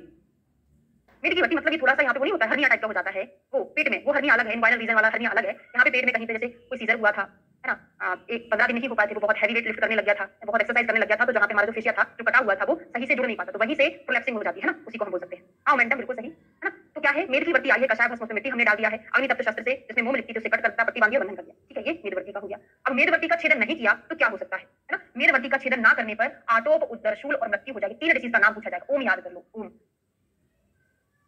नहीं, ओम में ए बना दो, ए यू एम, ओम ना हम आते शुरू करेंगे, ओ से नहीं करेंगे। ए से आटोप, यू से उदरशूल, एम से मृत्यु, उदरवर्ती में ओम का उच्चारण करना चाहिए, ऐसे करके कुछ याद कर सकते हो। फिर क्या करना है, मेद ग्रंथु तु यत्तेलम, मेद ग्रंथि के लिए जिस तेल का प्रयोग किया था, द्विकरंज तेल, मेद ग्रंथि में आएगा आगे, उसी का प्रयोग हमको यहाँ पे करना चाहिए, ठीक है। अब क्या है, तदंतांत लोहित पान शीत पादकरान शीत उच्छ्वास रक्त नेत्रम चाविवर्जयित, रक्त से भरे हुए कुष्ठ वाले इस व्यक्ति को हमको त्याग देना है। तत्रांतर लोहितम, जिसके अंदर बहुत ज्यादा इंटरनल ब्लीडिंग हो गई है, जो एनीमिया से पीड़ित है, श्वेत शरीर है, जिसके हाथ पैर ठंडे हैं, तो ये सारा पेशेंट मरने वाला है, क्योंकि इंटरनल ब्लीडिंग बहुत ज्यादा हो गई। हम क्या कर सकते हैं, सीवियर एनीमिया है, हाथ पैर ठंडे पड़ गए हैं, तो उनका ऑपरेशन क्यों करेंगे। मुख से, श्वास से, लाल नेत्र है, दोष एवं मल की रुकावट है, तो रोगी को त्याग देना चाहिए, ठीक है। अमाशय में जो रक्त एकत्रित हुआ था, बगैर कारण ही उल्टी ही करता था, हम उसको वमन ही करेंगे, तो अमाशय में स्थित रुधिर में वमन करा दे। पक्वाशय में स्थित जो रुधिर था, नाभि के नीचे शीतलता मिल रही थी, उसमें हमको विरेचन कराना, बस्ती नहीं कराना, बस्ती तो इंटरनली जाएगी, विरेचन में हमको निकालना है, ठीक है। भिन्न कोष्ठ में क्या करना, ये भी क्वेश्चन एग्जाम में पूछा है कि जिसमें भिन्न कोष्ठ था, मतलब जिसमें बहुत ज्यादा रक्त निकल चुका था, गुदा मार्ग से, मूत्र मार्ग से, मुख मार्ग से, उसमें हमको रक्तपान ही कराना चाहिए। अति निश्चितो रक्तो भिन्न कोष्ठ पिबेत अस्त्र का, उसमें हमको रक्तपान कराने को बोले हैं, ठीक है। अब यदि बिना फटी आत्र भिन्न में क्या करना है, आत्र का भेदन हो गया था, तो आत्र बिना फटी हुई आत्र बाहर निकल आई है, तो उसे पूर्व स्थिति में अंदर प्रवेश कराना चाहिए। कुछ आचार्यों का मत है कि फटी हुई आत्र में चींटियों के सिर से फटे हुए दोनों सिरों को मिलाकर पिपीलिका आदि का प्रयोग करना है, आंत को अंदर ही प्रविष्ट करा दे। ऐसा किसी और का ट्रीटमेंट है क्या, आंत्र भिद्ध में हमको क्या करना है, चींटियों से कटवाना है दोनों पार्ट को, तो फिर वो स्वेलिंग हो जाएगी, उसमें तो मिल जाएंगे दोनों, फिर सिल देना है। वेरी गुड, छिद्र उदर में भी ऐसा ही ट्रीटमेंट करते हैं, आंत्र भेदन में जैसा करते हैं। तो तृण रक्त धूलि से लिप्त आंत को दूध से धोकर, जो आंत थी उसमें बहुत सारी गंदगी थी, दुग्ध से हमने उसको धुल दिया है, अब घृत का लेपन कर देंगे, नाखून कटे हुए हाथ से धीरे धीरे अंदर प्रविष्ट कराना है इसको, आंत को, सूखी आंत को दूध से धोकर घृत का लेपन करके अंदर प्रविष्ट कराना चाहिए। अब ठीक है, इसके बाद यहाँ से नहीं बनना। अगला आता है, हाँ, घृतम भवेत् सुपूष्णम च चित्रात् तैल समन्वितम मृदु क्रिया शक्रतो वायुष्य प्रवर्ते। बोला है कि यथास्थान स्थित ना होने पर अपने स्थान से हटी हुई अथवा परस्पर उलझी हुई आंत, आंत के संदर्भ में 3 श्लोक आ गए हैं। क्या बोला है, अगर आंत परस्पर उलझी है तो आप क्या करेंगे, कपड़े से व्रण को बांधकर घृत का सेक करना है, मृदा लाने वाले वायु का अवलोकन करके एरंड तेल मिश्रित सुखोष्ण घृत पिला, एरंड तेल को मिलाकर घृत पिलाना चाहिए। अगर वो परस्पर उलझी है तो उससे क्या होगा, विरेचन हो जाएगा, है ना, तो वहां से फ्लूइड का मूवमेंट होगा, तो थोड़ी बहुत आंत सीधी हो जाएगी। वर्ष मात्रम बोला है कि ये सारा चिकित्सा आपने कर लिया है, इसके बाद आपको 1 वर्ष पर्यंत रोगी को मैथुन व्यायाम आदि से परिहार करना है। अंडकोश, अब यहाँ पे पूरा ट्रीटमेंट बहुत इंपॉर्टेंट है। अंडकोशों के बाहर निकल आने पर रोगी के पैरों तथा नेत्रों को जल से धोकर, अगर अंडकोश मतलब प्रसन्न कैसे हो गए, डिसेंट हो गए, है ना, उसमें क्या करना है, पैरों तथा नेत्रों को जल से धोना है, अंडकोश को अंदर प्रविष्ट कराना है और तुन्य सेवन की बांधना है, तुन्य सेवी से सीवन करना है। क्वेश्चन पूछा जाएगा कि अंडकोश अगर बाहर आ गए हैं उसमें कौन सा सीवन करेंगे, हम तुन्य सेवनी करेंगे, ठीक है।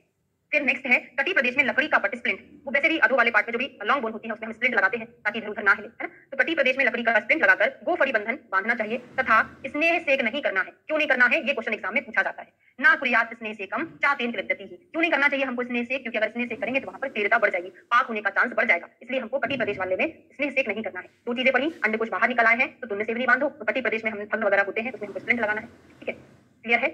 अब अगला है सिरगत शल्य, पूछा गया है सिर में अगर शल्य है तो बालवर्ती प्रवेश करा दो, बालवर्ती मतलब केस सेवनी वर्ती प्रवेश करा दो। देखो सिर में शल्य है तो सिर में क्या है, बाल है, तो सिर में बाल तो बालवर्ती यूज कर दिए, ठीक है। और क्या करना है, व्रण में बालवर्ती का प्रवेश ना करने पर क्या हो सकता है, मस्तुलुम का साथ जो वहां पे ओपनिंग थी वहां से मस्तुलुम निकलने लगेगा, इसलिए हमको वहां पे तुरंत बालवर्ती लगाना चाहिए, ठीक है। तो सिर अपघत शल्य में पूछा जाता है क्या करते हैं, बालवर्ती। और बाकी अन्य अंगों में शल्य निकालकर, अन्य अंग में कहीं शल्य था कहीं भी उसको हमने निकाला तो वहां पे वायु भर जाता है, खाली स्पेस जहां मिला वायु भर जाएगा, तो वहां से निकाल के वहां पे वायु को शामिल करने के लिए स्नेहवर्ती लगा देंगे। सिरगत शल्य में बालवर्ती, बाकी सभी अंगों में हम स्नेहवर्ती का प्रयोग करेंगे।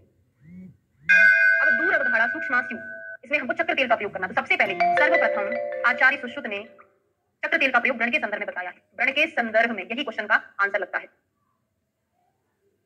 ठीक है,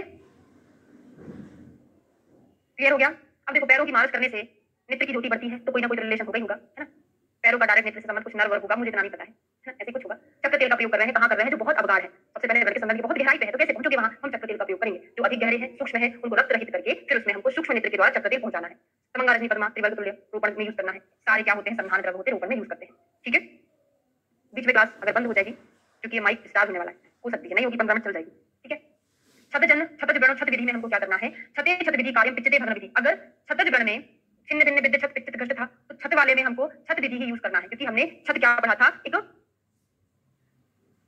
छत विधि के जैसे चिकित्सा, सॉरी छत विधि के जैसे चिकित्सा पिचित पढ़ा था। पिचित भग्न भी था, पिचित क्या है यहाँ पे गण भी है ना। तो पिचित में भग्न में जैसे हमने चिकित्सा की ना, पिचित भग्न में वैसे यहाँ पे करना है। क्या करते थे वहां पे, बंध से वृक्ष भोजन आदि करते थे। घष्ट रुचो विग्रह आशु चूर्ण उपचारित व्रणम, घष्ट व्रण की पीड़ा को शीघ्र शांत करके चूर्ण से व्रण का उपचार करना चाहिए। तो घष्ट में हम क्या करेंगे, जल्दी चिकित्सा करेंगे, तुरंत चिकित्सा करना चाहिए, इंपॉर्टेंट है। छतज व्रण में छत विधि, पिचित में भगने के जैसी विधि, और घष्ट व्रण की पीड़ा के लिए हमको मधु घृत आदि का प्रयोग करके शांत करना चाहिए। अब तेल द्रोणी का उपयोग बोला है कि कहां कहां हमको तेल द्रोणी का प्रयोग करना चाहिए। ठीक है, तो विश्लिष्ट देहम, जो मनुष्य अपने अंग अपने स्थान से हट गए हैं, विश्लिष्ट। पतित, जो ऊपर से नीचे गिरा है, दूसरा चीज। तीसरा मथित, जिसको मरोड़ दिया है। हतम, जिसमें क्या है, बहुत घाव लगा है। तो विश्लिष्ट, पतित, मथित और हत, इन सभी में हम तेल द्रोणी का प्रयोग करते हैं। तेल द्रोणी मतलब एक द्रोणी होती है, उसमें तेल गुनगुना करके भर दो, उसमें पेशेंट को लिटाना है, वो होता है तेल द्रोणी। ठीक है, क्षीर मर्म स्थान में चोट लगे वो लोग, और जो क्षीर है मर्म स्थान उसका अभिहत है, उसमें भी हम तेल द्रोणी यूज करेंगे। कौन सी द्रोणियां कहां कहां और यूज होती है वो आप लिख लें। देखो, जल द्रोणी अश्मरी में यूज होती है, लिख लो जल द्रोणी अश्मरी। तो अश्म मतलब क्या होता है, पत्थर।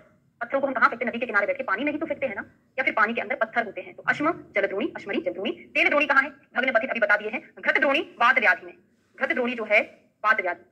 हाँ, ठीक है। व्रण रोगी के व्रण रोपण परिचय पानी की प्रकृति विचार करना चाहिए। अब देखिए, सद्या छत व्रण में क्या करना है, हमको परिसेचन करना है। किससे, सर्पी से। बहुत ज्यादा शीतल विचल ना हो, है ना, बला तेल से करना है। क्या है, शूलिक सद्या व्रण, क्वेश्चन पूछा जाता है। शूलिक सद्या व्रण है, वहां पे हम उष्ण घृत से साथ में बला तेल से परिषेक करेंगे, है ना, जहां पर बहुत ज्यादा वेदना है, उष्ण घृत हो जाएगा और साथ में बला तेल।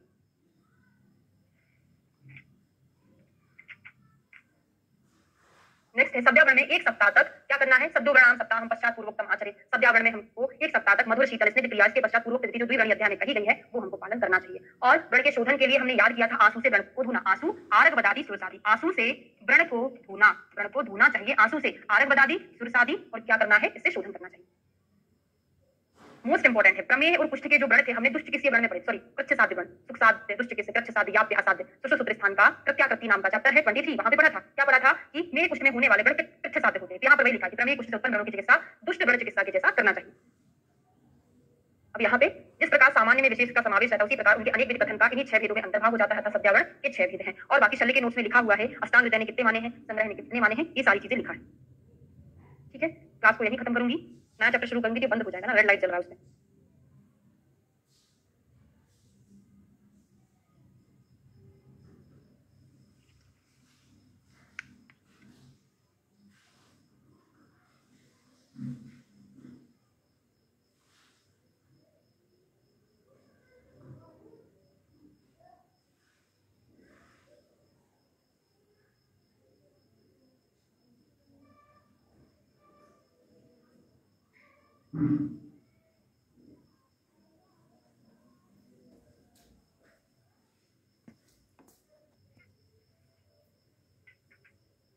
सुश्रुत चिकित्सा स्थान का 3rd नंबर का चैप्टर शुरू करेंगे हम आज, भग्न चिकित्सा।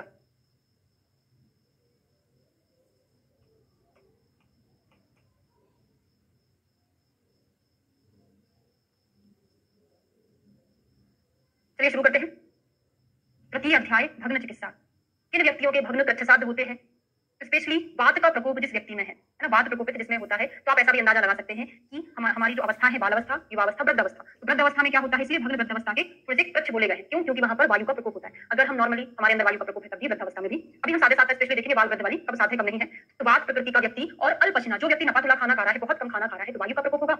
और स्पेशली वात का प्रकोप अलग से बता ही दिया है। तो अल्पाहार करने वाला, अजितेंद्रिय, अपत्य का सेवन करने वाला, वात प्रकृति का, और उसमें अगर उपद्रव भी हो जाए तो यह भग्न जो है कृच्छसाध्य हो जाता है। भग्न के पेशेंट को किन किन चीजों का मना करना चाहिए? तो लवण, कटु, अगर किसी की हड्डी टूट गई है उसको बोलो लवण, कटु, अम्ल, क्षार आदि का सेवन ना करें। मैथुन और आतप का भी वर्जन होता है। व्यायाम का भी वर्जन है, तो व्यायाम से ही व्यावाय याद करना, तो व्यायाम, व्यावाय और आतप, ठीक है, इन सभी का मना होता है। स्पेशली लवण, सॉरी रस याद रखना है, तो आप ऐसे याद कर सकते हैं कॉल। जब पेशेंट कहीं से गिर जाता है, उसकी हड्डी टूट जाती है, तो हम क्या करते हैं? कॉल करके एम्बुलेंस को बुलाते हैं। कॉल से क्या होगा? सी फॉर कटु, ए फॉर अम्ल, एल फॉर हो जाएगा लवण। तो कटु, अम्ल, लवण रसों का निषेध होता है, ठीक है। चैप्टर नंबर है हमारा थर्ड, सुषुप्त चिकित्सा स्थान का थर्ड, सुषुप्त चिकित्सा स्थान का निदान स्थान का, है ना, ठीक है। और हम स्प्रिंट लगाते हैं, स्प्रिंट बांधते हैं, तो स्प्रिंट में कौन कौन वृक्षों का यूज किया जाता है? ये क्वेश्चन एग्जाम में पूछा जाता है। तो मधुक, मधुक मतलब महुआ, मधुक है, उदुम्बर, अश्वत्थ, पलाश, अधिकतर यहाँ पे जो द्रव्य दिख रहे हैं ना, कषाय रस प्रधान से दिख रहे हैं। बाकी ऐसा उनका रस का कोई इफेक्ट नहीं पड़ता, बस हमारी बोन है उसका मूवमेंट ना हो उसके लिए रोकता है ना, हाथ पैर का जो मूवमेंट है वो ना हो, इसलिए रोकने का काम करता है। बाकी इनका रस का कोई इफेक्ट नहीं रहता ना। अश्वत्थ, पलाश, कुकुट मतलब अर्जुन, बांस आदि के कुशा हमको यूज करना चाहिए स्प्रिंट के फॉर्म में, ठीक है। और क्या है? आलेपन के लिए मंजिष्ठा, मलठी, लाल चंदन, शतोत। अब यहाँ पे समझ में आ रहा है कि संभव चीजें होती हैं, शीतल चीजें होती हैं जो कि संधान करने में हेल्प करती हैं, है ना। संधान, शतोत, घर, शाली चावल का चूर्ण आदि का लेप करना चाहिए। बंधन का समय बहुत इंपॉर्टेंट है, यहाँ से क्वेश्चन बनता ही है, सब्जेक्ट में आपने पढ़ लिया है। सौम्य ऋतुओं में 7 दिन पर बंधन करना है, तो 7 से सौम्य, 7 से 7, या फिर ऐसे भी याद कर सकते हो कि ड्यूरेशन हमारा कैसा होता है? ज्यादा होता है। सौम्य में ठंड रहती है, अगर हम देर में बंधन खोलेंगे तो वहाँ पे पाक वाक नहीं होने का भय रहेगा। गर्मियों में जल्दी जल्दी करना पड़ेगा क्योंकि वहाँ पे पाक हो सकता है। सौम्य में 7, साधारण में मिडिल वाला 5-5, आग्नेय में 3-3। आग्नेय ऋतु है, गर्मी के दिन है, तो 3-3 दिन पर। सौम्य में 7, साधारण में मिडिल वाले में 5-5 दिन पर हमको बंधन करना चाहिए। और बंधन कैसा बांधा जाना चाहिए? ये भी क्वेश्चन पूछा जाता है, रीजनिंग क्वेश्चन आता है यहाँ से। रीजनिंग क्वेश्चन क्या पूछा जाता है? तब शिथिल मध्य संधि स्थैर्य में रहते बंध को कैसा बांधना चाहिए? हमको साधारण बांधना चाहिए, साधारण बंध बांधना चाहिए, ना अधिक गाढ़ा बांधना चाहिए, ना अधिक शिथिल बांधना चाहिए। यहाँ से इन दोनों से ऐसे रीजनिंग क्वेश्चन पूछा जाता है कि गाढ़ क्यों बांधना चाहिए, शिथिल क्यों बांधना चाहिए, या फिर गाढ़ बांध देते तो क्या प्रॉब्लम होती है, शिथिल बांध देते हैं तो क्या प्रॉब्लम होती है। तो बहुत ढीली पट्टी बांधने से, अगर हमने पट्टी यहाँ पर ढीली बांधी तो हाथ बहुत बार बार मूवमेंट करेगा, तो हमारी संधि स्थिर नहीं रह पाएगी। तो शिथिल बंध बांधने से संधियों में स्थिरता नहीं आती। और अगर हमने बहुत ज्यादा टाइट बांध दिया, हाथ घूम ही नहीं पा रहा है, तो क्या होगा? वहां पे त्वचा आदि में शोथ हो जाएगा, स्वेलिंग हो जाएगी, पीड़ा तथा पाक को उत्पन्न करेगा। शिथिल बांधने में क्या हो रहा है? संधियों में स्थिरता नहीं रह पाती है। टाइट बांधेंगे तो क्या होगा? वहां पे शोथ होगा, पीड़ा होगी और पाक होगा, ठीक है। इसलिए भग्न बंधन को जानने वाले भग्न में साधारण बंधन को ही श्रेष्ठ समझे। अब परिषेक के लिए आपने भग्न में बंधन तो बांध दिया है, अब उस पर हमको परिषेक भी करना है। तो परिषेक के लिए किन द्रव्यों का उपयोग किया जाना चाहिए? तो न्यग्रोध आदि कषाय, शीतल होता है, शीतल के साथ साथ संधान का काम करता है ना। तो न्यग्रोध आदि कषाय से परिसेचन करना है। पंचमूली, वक्वम, तुलसीदम, स्वेदनम, सुखोष्णम और चक्रतेल, दोनों चीजें बस याद करना। परिषेक के लिए हमको न्यग्रोध आदि कषाय का यूज करना है और चक्रतेल का यूज करना है। चक्रतेल और कहां पर किया थे? सर्वप्रथम अध्याय सुषुप्त में चक्रतेल का वर्णन कहां पे किया था? गण में किया था, ठीक है। तो परिषेक के लिए न्यग्रोध आदि गण के द्रव्यों का शीतल कषाय तथा वेदनायुक्त भग्न में लघु पंचमूल से सिद्ध दुग्ध, ये बहुत इंपॉर्टेंट है। पंचमूली साधित क्षीर, लघु पंचमूल साधित क्षीर का प्रयोग हम कहां करते हैं? कहां कर रहे हैं? भग्न में परिषेक के लिए। और लघु पंचमूल साधित जल, लघु पंचमूल साधित जल का प्रयोग जो है राज्यक्षमा के पेशेंट में किया जाता है, ठीक है, हाँ बिल्कुल। और तृण पंचमूल साधित, तृण पंचमूल साधित जल, इसका प्रयोग हम तृष्णा में करते हैं। देखो तृण, तृण से ही तृष्णा याद कर लेना, तृण में तृष्णा ही है तो याद ही हो जाएगा, ठीक है, ओके। विभज्य कालम दोषम, और क्या करना है हमको? हाँ ये भी बहुत इंपॉर्टेंट है। भग्न में सुबह सुबह पीने के लिए क्या देना चाहिए पेशेंट को? तो दृष्टि क्षीरसा सर्वोत्तम मधुर औषध साधु। दृष्टि क्षीर का मतलब होता है सुबह सुबह दुहा हुआ दूध, या हाँ वही मतलब सुबह सुबह की बात नहीं करें, कभी भी तुरंत दुहा हुआ दूध या प्रथम प्रसव वाली मधुर औषधियों से सिद्ध प्रथम प्रसव वाली, सुबह सुबह वो धारोश निकलना है। दृष्टि क्षीर वो नहीं है, गलत बोलती मैं। दृष्टि क्षीर का मतलब होता है प्रथम प्रसव वाली गाय का दूध, ठंडा दूध, उसमें हमको क्या मिलाना है? घृत मिलाना है, उसको मधुर औषध से सिद्ध करना है, दूध घृत, और उसमें लाख का चूर्ण मिलाना है और भग्न के रोगी को प्रातः काल पिलाना चाहिए। क्या है? दृष्टि क्षीर प्रथम प्रसव वाली गाय का दूध है, उसमें घृत मिलाना है, लाक्षा मिलाना है, मधुर औषध से सिद्ध करना है, सुबह पीने को देना चाहिए। व्रण वाले भग्न में मधु घृत कषाय से व्रण का प्रतिसारण। व्रण के प्रतिसारण में क्या करेंगे? सुषुप्त में जहां तहां देखो मधु घृत बताया है, तो मधु घृत कषाय से व्रण का प्रतिसारण करके शेष विधान भग्न की भांति करना चाहिए। अब यहाँ पर दिया हुआ है साध्य सात, थोड़ा सा निदान के श्लोक पर भी आपको ध्यान देना है। सुषुप्त निदान स्थान का 15वें चैप्टर पर पहुंच जाइए वापस, जहां पर हमने भग्न पढ़ा था वो निकाल लीजिएगा, कच्छ साध्य वाला, ठीक है। अभी आएगा है ना, शायद यही है। प्रथमे वयसी त्वेवं भग्ने सुकरम आदिशेत। प्रथमे वयसी मतलब प्रथम वय मतलब बाल्यावस्था, बाल्यावस्था में तथा अल्प दोष वाले व्यक्ति एवं शिशिर ऋतु का भग्न उपयुक्त आहार आचार के सेवन से सुख साध्य होता है। शिशिर आदमी के ठंडी में साध्य होता है, ठीक है। हमने वहां पे क्या पढ़ा था? प्रथमे वयसी, वहां पे ये नहीं पढ़ा था, हमने पढ़ा था वहां पे मध्यम वयसो अवस्था स्थितो, मध्यम वय की तीनों अवस्थाएं। मध्यम वय की 3 अवस्थाएं कौन सी हैं? वृद्धि, यौवन, संपूर्णता, वो पढ़ा था। भले इसकी हिंदी में उन्होंने बाल्यावस्था लिख दिया था, वो चीज सही नहीं है। मध्यम वय की 3 अवस्था में होने वाले जो व्रण हैं वो कैसे हो जाते हैं? भग्न, सॉरी स्थिर रहते हैं। और बालक को होने वाला भग्न, वृद्ध को होने वाला, कृष को होने वाला, ये कृच्छ साध्य पढ़ा था। कुछ याद है? चूना छुआने में अति मजा आता है, कष्ट भी होता है। फिर कुछ स्पेशल कंडीशन, कुछ स्पेशल डिसीज मैंने आपको बताई थी। कृष, वृद्ध, बाल कंडीशन थी, और क्षीण, कुष्ठ, श्वासी आदि जो था एक डिसीज थी, है ना। इनमें कृच्छ साध्य है। मेरी बातों को समझ पा रहे हो कि नहीं समझ पा रहे? निदान स्थान का श्लोक है कृच्छ साध्य भग्न। और स्थिर, स्थिर का मतलब ही सुख साध्य जैसा होता है। वहां पे मध्यम वय की 3 अवस्थाएं बोली थी और यहाँ पे प्रथमे वयसी सुख साध्य बोला है। अब प्रथम वयस मतलब बाल्यकाल। अब आपसे क्वेश्चन अगर पूछा जा रहा है कि बालक को होने वाला भग्न की साध्य साधता क्या है, तो आपका आंसर कृच्छ साध्य जाएगा। श्लोक से क्वेश्चन अटेम्प्ट करोगे, वहां पे दिया है कृष वृद्ध बालानाम क्षीर को स्वासी नाम संयुक्त बताचे कृच्छ साध्य है। फिर आपसे पूछेगा प्रथमे वयसी के भग्न, तो क्या लगा दोगे? सुकरम आदि से मतलब सुख साध्य लगा दोगे। मध्य वय की 3 अवस्थाएं, तो क्या लगा दोगे? स्थिर लगा दोगे, क्योंकि क्वेश्चन बहुत ज्यादा कंफ्यूजिंग है। बालक ने पूछा तो कृच्छ साध्य लगाना, ठीक है।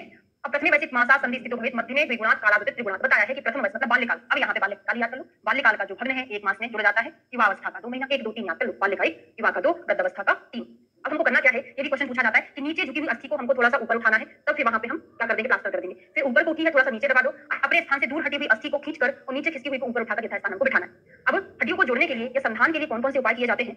संधान के उपाय 4 हैं। कौन कौन से हैं क्वेश्चन पूछा जाता है, तो आपसी बंधन याद करेंगे। आपसी बंधन, आपसी बंधन में क्या होगा, आ से आंछन, पा से पीड़न, सा से संक्षेप, बंधन से बंधन। आपसी बंधन, आंछन, पीड़न, संक्षेप और बंधन। होता क्या है इसमें, आंछन मतलब होता है खींचना, जैसे हड्डियां अगर दूर दूर हो गई हैं उनको खींच के चिपका दो, फिर उस पे हम प्लास्टर कर देंगे, है ना, सपोर्ट वगैरह दे देंगे। तो अगर दूर दूर है तो खींच दो। पीड़न मतलब क्या होगा, नीचे ऊपर दबाना, ऊपर है तो नीचे दबा दो, नीचे है तो ऊपर दबा दो। क्या होता है, सिकुड़ना, ठीक है, सिकुड़ना। और तथा बंधन आदि स्थापन उपाय होगा, शरीर के सभी चल अचल संधियों को स्थापित करें। पूछा जाएगा बंधन के टाइप्स क्या है ना, बंधन के 4 संधान के 4 उपाय, बंधन नहीं, संधान के 4 उपाय कौन से।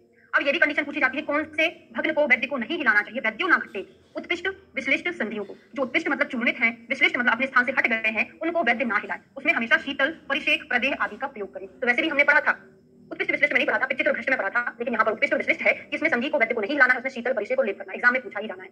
जैसे हमने पढ़ा था पिचित्र घृष्ट जो वर्ण है, सद्यो वर्ण, उनमें हमको हमेशा शीतल, आलेप, परिषेक, प्रदेह वगैरह जो करना है, शीतल ही करना चाहिए। यहाँ पर भी उत्कृष्ट और उत्कृष्ट विश्लिष्ट है। फिर क्या करना है, अभिघात के कारण संधि भग्न अपनी पूर्वावस्था पुनः आ जाता है। घृत लिप्त वस्त्र भग्न प्रदेश में हमको विधि पूर्वक बांधना है, कुशा लगाना है, भली भांति पट्टी से उसको बांधना है।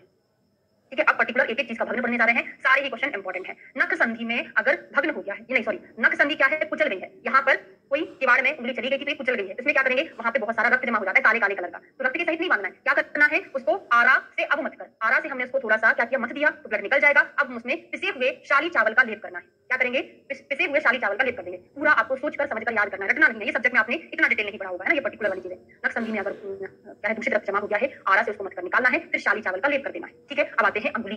अंगुली में भग्न हो जाए तो क्या करोगे, टूटी हुई अथवा संधि मुक्त अंगुलियों को समान रूप से स्थापित कर दिया, टूट गई थी इसको स्थापित कर दिया। अब पट्टी बांधेंगे, पट्टी को बांध दिया, फिर आप घी लाकर उस पे परिषेक कर दोगे। क्या करोगे, पट्टी लपेट कर धक्का सेक कर।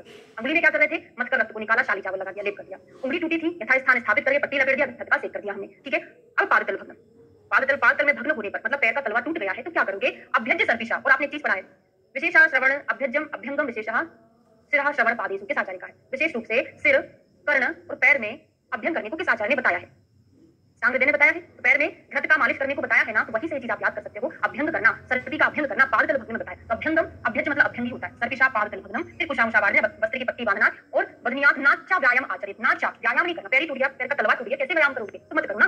तो पादतल में भग्न होने पर घृत की मालिश करके कुशा रखकर कपड़े की पट्टी बांध दो और व्यायाम वहां पे नहीं कराना है। अब जंघा उरु के भग्न हो जाए, जंघा उरु मतलब क्या है, फीवर वाला रीजन, और जंघा मतलब होता है जो हमारा टीवी फ्यूला वाला रीजन, काफ रीजन, उसको हम जंघा बोलते हैं। इधर टूट गया है तो क्या करेंगे, अभ्यंज आमीर जंघा घृत की मालिश करना है। आज मतलब होता है घृत, तो यहाँ पर भी घृत की मालिश करना, तलवे में मालिश करी तो उसके ऊपर ही तो है, वहां भी कर दो, क्या जा रहा है ना, वहां पर भी कर दिए हम घृत की मालिश। और जंघा उरु को खींचे और ग्रोध आदि शीत वृक्षों की कुशा रखकर कपड़े की पट्टी बांधे। तो हमने जो लॉन्ग बोन होती है वहां पर कुशा तो पड़ा ही है, कुशा बांधना है ना, सभी ने देखा होगा भाई, है ना, यहाँ पर बांध देते हैं, फिर प्लास्टर करते ताकि उसका मूवमेंट ना हो, हिले ना। ठीक है, तो वहां पे हमने कुशा बांध दी है, मालिश कर दी है घृत की। अब आते हैं उर्वस्थि। उर्वस्थि कौन सी है, उर्वस्थि नहीं है, उरु भी अस्थि, उरु और अस्थि नहीं है, चेस्ट बोन नहीं है, फीमर बोन है। अगर यहाँ पे भग्न होता है तो चक्र योग लगाना है। चक्र योग मतलब गोलाई में घुमाकर आपको प्लास्टर करना है। पट्टी कुछ भी यथास्थान स्थित कर गुप्त विधि से बांधे। तो एक कोड याद करो, जब हम चक्कर लगाते हैं गोल गोल घूमते हैं, उसमें सबसे ज्यादा मूवमेंट हमारी फीमर का ही होना है। तो चक्कर लगाने के लिए कौन रिस्पॉन्सिबल है, फीमर, उर्वस्थि रिस्पॉन्सिबल है, तो याद रहेगा। ठीक है, चक्र योग। अब कटी भग्न, आचित उद्धम अधोवापी कटी भग्नम, कटी भग्न में वस्ती देना है। कटी प्रदेश में भग्न है, वस्ती दे दो। आप जानते हैं कटी प्रदेश, कटी वस्ती, पादास्थीनी चावाद स्थानानी, है ना, ये जो रीजन है स्पेशली बात का स्थान है, तो बात को शांत करने के लिए कटी प्रदेश में हम क्या दे देंगे, वस्ती दे देंगे। इसलिए वस्ती है मात्रा वस्ती या अनुवासन जो भी है, कटी वस्ती नहीं है, लोकल वस्ती नहीं है, लेकिन हम कोड बनाकर आपको याद करा रहे हैं। कटी वस्ती मतलब कटी प्रदेश में अगर भग्न है तो वस्ती दे दो। कौन सी, इसमें वस्ती दे रहे हैं, याद करने का कोड बना दिया है, इसको लोकल वस्ती नहीं समझना है। ठीक है, हमसे हमारा वाइवा हुआ था, फाइनल बेड साइड वाइवा जो होता है, कटी वस्ती लगवाई थी और पूछा था ना कि कितना टेम्परेचर इसका रखना चाहिए हमको, है ना, और बाकी ये भी पूछा था कि यहाँ पर कटी प्रदेश में कौन सी नर्व का ऑरिजन हो रहा है, सियाटिक को तो बता दिए थे, कौन सी मसल्स का इंसर्शन हो रहा है, कौन सी मसल्स का ऑरिजन हो रहा है। ये एमपी फाइनल ईयर में आ गए, हमने डीएमएस फर्स्ट ईयर में पढ़ा था मसल्स, अभी तो नर्व बस पढ़ेंगे पंचकर्मा का कोरिलेशन करके, ऐसा हमसे पूछा था कि कौन सी मसल्स यहाँ पे इंसर्ट होती है और कौन सा ऑरिजन होता है। ठीक है, ऐसे क्वेश्चन भी वाइवा में पूछे जाते हैं, पंचकर्मा में भी उसका बहुत ज्यादा महत्व है ना। तो कटी में वस्ती दे दिए। अभी क्या करना है हमको, परशुकास्थी भग्न, है ना, घृत से मालिश कर देना है। परशुकाओं के भग्न में क्या करना है, ठीक है, तो परशुकाओं के भग्न घृत की मालिश किए हुए रोगी को खड़ा करके या वाम पार्श्व की निबंधनी को मसले और कबली का कॉटन पैड रखकर पट्टी बांधे। इसके बाद रोगी को तेल से भरी द्रोणी में लिटाना है। इतना याद कर लो, अगर उसका रिस्ट में फ्रैक्चर हुआ है, परशुकास्थी भग्न अगर हुआ है तो आपको क्या करना है, मालिश करना है और उसको तेल द्रोणी में लिटाना है, बस। ठीक है, तेल द्रोणी और कहां-कहां यूज करते हैं मैंने आपको बताया था, विश्लिष्ट देह पत्तम मथितम हतम में बचा, परशुकास्थी साथ में ऐड कर लेना। तेल द्रोणी था, वात व्याधि में हमने घृत द्रोणी पढ़ा था, और जल द्रोणी कहां पढ़ा था, अश्मरी में। अभी जो पढ़ा रही हूँ उसी बुक की आप बात कर रहे हैं, अंबिका दत्त शास्त्री, ठीक है, चिकित्सा स्थान, हाँ बता दिए। मुसलेन चेप कक्षा मान संतो विसंगति स्थान स्टम बधनियात स्वस्थ केंद्र विचक्षणा बुद्धिमान वैद्य शोल्डर जॉइंट के स्थान स्थिति में कक्षा प्रदेश में अगर शोल्डर जॉइंट में पेन क्या डिसलोकेट हो गया है तो आपको क्या करना है, मूसल ऊपर उठाना, मूसल यहाँ मूसल रखना है, उसको ऊपर उठा देना है ना। तो आप ऐसे याद रख सकते हो, क्या याद रख सकते हो? अच्छा, तेल द्रोणी वाला, तेल द्रोणी हमने कहाँ यूज किया था? विश्लिष्ट देहम पतितम मथितम हतम में, विश्लिष्ट पतित मथित हत और परशुकास्ति भग्न, इसमें तेल द्रोणी यूज किए थे। घृत द्रोणी वात व्याधि में, जल द्रोणी अश्मरी में, अपन ने पहले पढ़ लिया था, ठीक है। तो अंश संधि है, शोल्डर जॉइंट है तो शोल्डर को उठाओगे कैसे, या फिर ऐसे करके कोई लकड़ी लेके हनुमान जी अपना गदा रखते थे, उधर ना रख के नीचे रख दो तो हो जाएगा ना, शोल्डर जॉइंट को मूसल से उठाना है। फिर यथास्थान स्वस्तिक बंद बांधना, क्रॉस बैंडेज यहाँ पे लगाना चाहिए, ठीक है। याद हो गया, समझना भाई, बहुत इंपॉर्टेंट पॉइंट पढ़ने जा रहे हैं। एल्बो जॉइंट में क्या होगा? अगर एल्बो जॉइंट में विश्लेषण हो गया है, डिस्लोकेट हो गया है तो संधि अंगे अनुमार्जयित, ऊपर संधि का विश्लेषण होने पर अंगूठे से मले, यहाँ पर विश्लेषण हो गया, डिस्लोकेट हो गया, हमको अंगूठे से थोड़ा थोड़ा उसको मर्दन करना है। उसके बाद कर्पूर से पृथक हुई संधि को दबाना है, इसलिए की मालिश करना है। जानू गुल्फ मणि बंध में इसी विधि का प्रयोग करना है। कुल मिलाकर यहाँ पे जो जॉइंट्स हैं उसमें हमको मर्दन करना है, फिर मालिश करना है, सेक वगैरह करना है, उतना इंपॉर्टेंट यहाँ से तो नहीं है। फिर तल भग्न में, ये भी इंपॉर्टेंट है। पाद तल भग्न में क्या किए थे? पाद तल भग्न में हमने क्या किया था?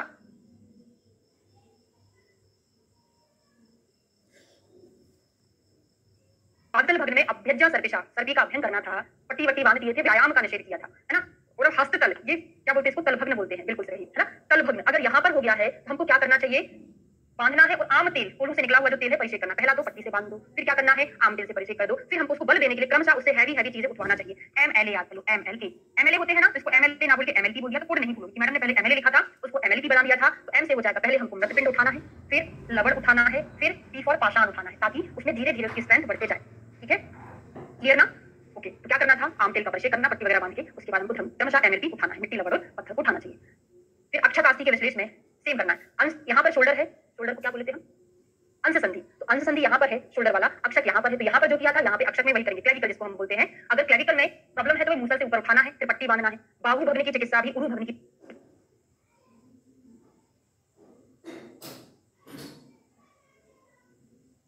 करना है। तो बाहु भग्न में गोल गोल बांधना था, उरु भग्न में चक्रयोग, तो बाहु में भी उसी का यूज करना, क्योंकि ये भी गोल गोल पार्ट है, वहां पे उरु में भी गोल था, तो दोनों में हमको चक्रयोग प्रयोग करना चाहिए। ग्रीवा भग्न में क्या करो? गर्दन टूट गई है, क्या करोगे?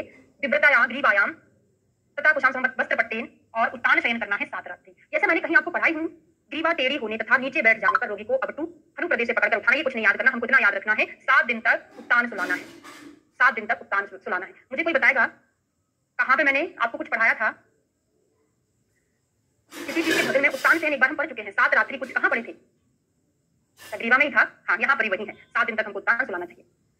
अब हनु संधि, हनु संधि यहाँ पर है। अब मुझे बताइए, हनु प्रदेश में कर्काटिका, हाँ वही ग्रीवा अगर कर्काटिका तक कट गई है, हाँ वो भी था, जिस तरफ व्रण है उस तरफ हमको सुलाना है, हाँ बिल्कुल बिल्कुल, कर्काटिका तक कट गई है, ऐसा हमने कुछ पढ़ा था। हमने क्या पूछा था? हनु संधि में अगर व्रण है, सॉरी हनु में अगर व्रण है तो हम वहाँ पे खटवा बंध बांधते थे, और ऊर्ध्वजत्रुगत व्रण है, ऊर्ध्वजत्रुगत ये वाला पोर्शन, ये वाले पोर्शन के ऊपर अगर कोई व्रण है तो पंचांगी बांधते थे, ये पढ़ा था। और केवल हनु प्रदेश में, हनु शंकर गंड प्रदेश में हमने व्रण में क्या पढ़ा था? खटवा बंध पढ़ा था, याद है ना। अब यहाँ पे हम क्या पढ़ रहे हैं? हनु संधि, मतलब वहाँ पे हनु संधि में हमने पंचांगी पढ़ा था, ऊर्ध्वजत्रुगत, ऊर्ध्वजत्रुगत में हनु संधि ही आता है भाई, हनु तो आएगा ना, ऊर्ध्वजत्रुगत में पंचांगी, यहाँ पर भी हनु संधि में पंचांगी। कंफ्यूजन इसलिए हो जाता है, वहाँ पे हनु लिख देता है, आप कंफ्यूज जाते हो। हनु तो भाई ठीक है, ये हनु है, लेकिन ये संधि है ना, अगर यहाँ पे प्रॉब्लम हुई तो पंचांगी बांधोगे। याद कैसे करोगे? पंचांगी मतलब 5 चीजें हैं, संधि जो है एक चीज से मिलकर कभी नहीं बनती है, 2-3 चीजों से मिलकर बनी है, तो जहाँ पर ज्यादा चीजें हैं वही तो संधि है, तो संधि में ज्यादा चीजें 5 चीजें। और क्या करना है आपको? बातग्न, मधु, सर्पिसिद्ध, नस्य आदि देना चाहिए, क्योंकि हनु है, ऊर्ध्वजत्रुगत विकार है, तो करेंगे ही, ठीक है। और क्या करना है? विवाह उत्पल से चा नालेन शीरपानम, जब आपके भग्न रहे हिलते हुए अपने दांतों को दबाकर बाहर से शीत, दांतों को जल से सिंचन करना है। दंत भग्न में बात कर रहे हैं, अगर किसी के दांत टूट जाए तो क्या करना है? कमल नाल से क्षीरपान कराना है। दांत टूट जाएंगे, कैसे खा पाएगा बेचारा? तो कमल नाल से हमको क्षीरपान कराना चाहिए, ठीक है। बैठी हुई तेरी नासिका अगर टूट जाए तो क्या करना है? सीधी करके नाकों में छिद्रों पृथक पृथक 2 मुख वाली नली प्रविष्ट कराना है।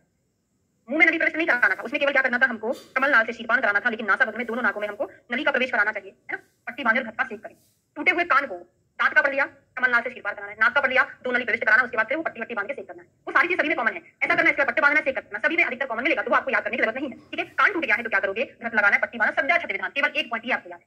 जो चीजें सभी में कॉमन है उसको कभी याद नहीं करना चाहिए, जो थोड़ी सी अलग है उनको बस याद रखो, क्योंकि एग्जाम में मेन चीज तो देगा, साथ में जो ज्यादा मेन नहीं है वो भी देता है ना। तो संध्या छठ विधान की जैसा चिकित्सा करना है। कपाल में भग्न हो जाए, कपाल में अगर भग्न हो गया है, सूचक अलग अलग हो गए थे, मस्तुलुम का स्राव खो गया है तो आपको नहीं करना, साथ हो जाएगा, है ना। अगर मस्तुलुम का स्राव नहीं है, मस्तुलुमाद बिना भिन्ने, मस्तुलुम का स्राव ना हो तो आपको मधु सर्पी रखकर पट्टी बांधना। यहाँ मधु सर्पी से हमने अच्छे से कर दिया है, फिर हम क्या करेंगे? वहां पे पट्टे बांधेंगे, ठीक है।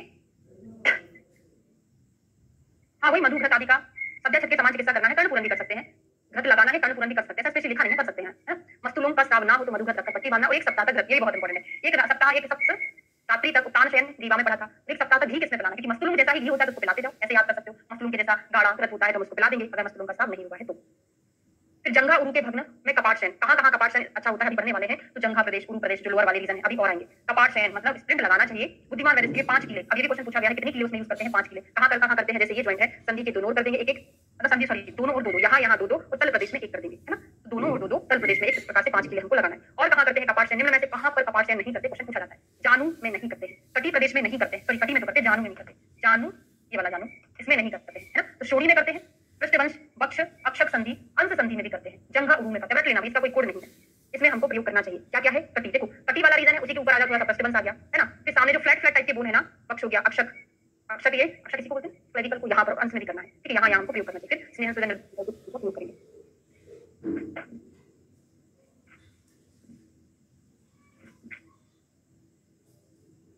एक मिनट है,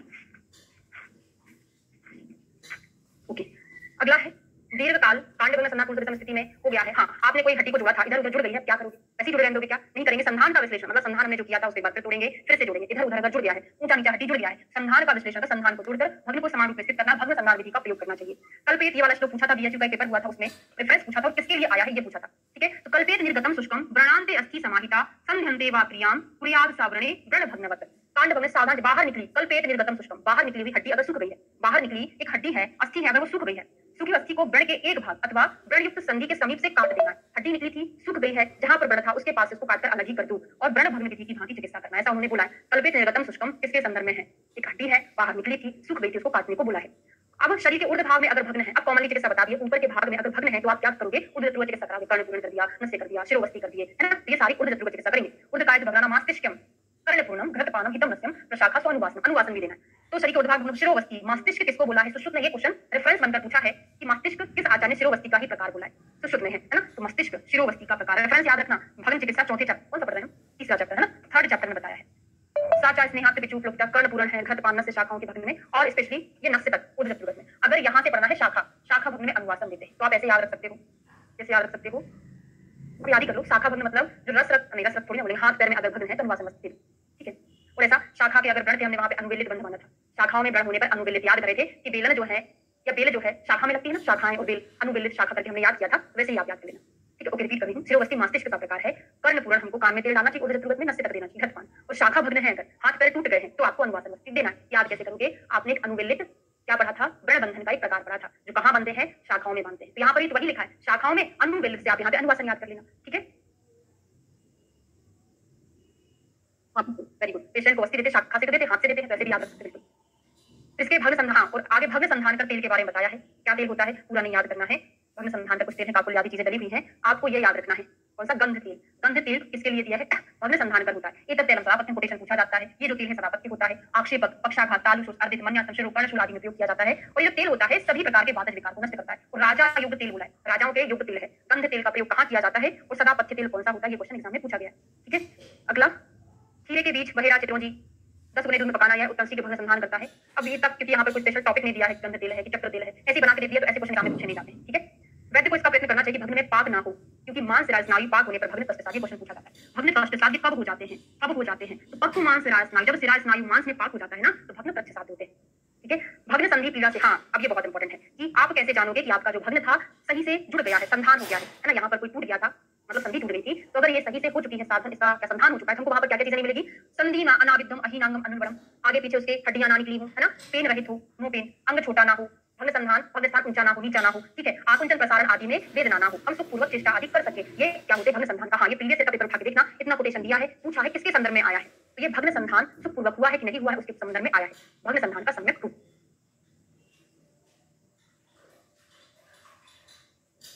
चैप्टर कंप्लीट होता है। नेक्स्ट शुरू करते हैं वात व्याधि, चतुर्थ अध्याय। आप लोग को समझ में तो आता है ना, मतलब पूरा समझ में आता जा रहा है। भग्न मतलब फ्रैक्चर, आपने शायद निदान स्थानीय क्लास अटेंड नहीं की होगी, है ना। भग्न मतलब होता है फ्रैक्चर, और संधि च्युति मतलब होता है डिसलोकेशन, है ना, डिसलोकेट हो जाता है, ठीक है। देखो समझ में आया है, बहुत अच्छी बात है। फिर आप उसको सारी चीजें आपने समझ ली, जिस कोड के थ्रू हमने पढ़ाया है उसको वैसे का वैसा याद कर लिया करो, है ना। कोड के थ्रू भी याद हो जाता है, समझा के बहुत सारी चीजें याद हो जाती है। क्योंकि देखो इससे ज्यादा इजी पैटर्न मतलब मैं मानती हूँ कि बहुत ही कम आपको मिल सकता है, क्योंकि बहुत ज्यादा इजी कर ही हम लोग पढ़ाते हैं, ठीक है।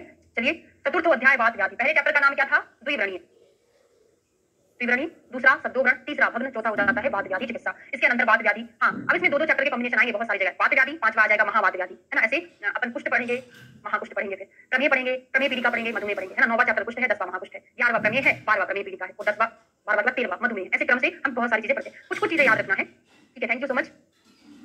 ठीक है, तो चलिए वात व्याधि चिकित्सा। आमाशय गते वाते छदित्वा यथाक्रम देया षड्धर्म युगा। हमने हमेशा से पढ़ा है अगर आमाशय में कोई प्रॉब्लम है, आमाशय गत रक्त था तो हमने गमन करा दिया था।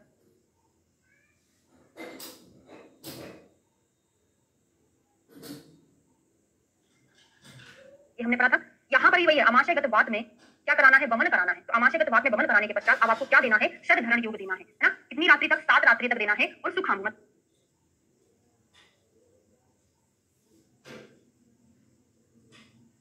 मतलब नॉर्मल पानी के साथ देना है। सुखामु मतलब ना ज्यादा गर्म हो ना ज्यादा ठंडा, सुकुष्ण हो, ठीक है। अब षड्धरण का कंटेंट पूछा जाता है तो कोड बना लो, CHEPAK, चेपक। षड्धरण योग यहाँ पर है, और षड्धरण चूर्ण कहाँ दिया जाता है, षड्धरण चूर्ण वृक्ष होता है, स्निग्ध होता है, वृक्ष होता है।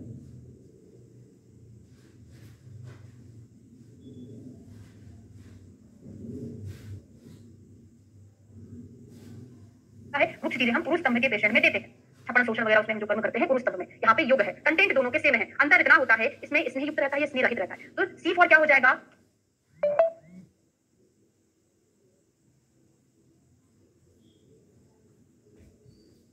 चित्रक, H फॉर हरितकी, E फॉर इंद्रियव, P फॉर पाठा, A फॉर अतीस, K फॉर पटुकी, है ना। आप बोलोगे मैडम सी पे तो बहुत सारी चीजें आती है, ई से बहुत सारी चीजें आती है, हम याद कैसे करें। देखो ये अगर हमको फर्स्ट वर्ड मिल जाता है ना, तो हम ऑप्शन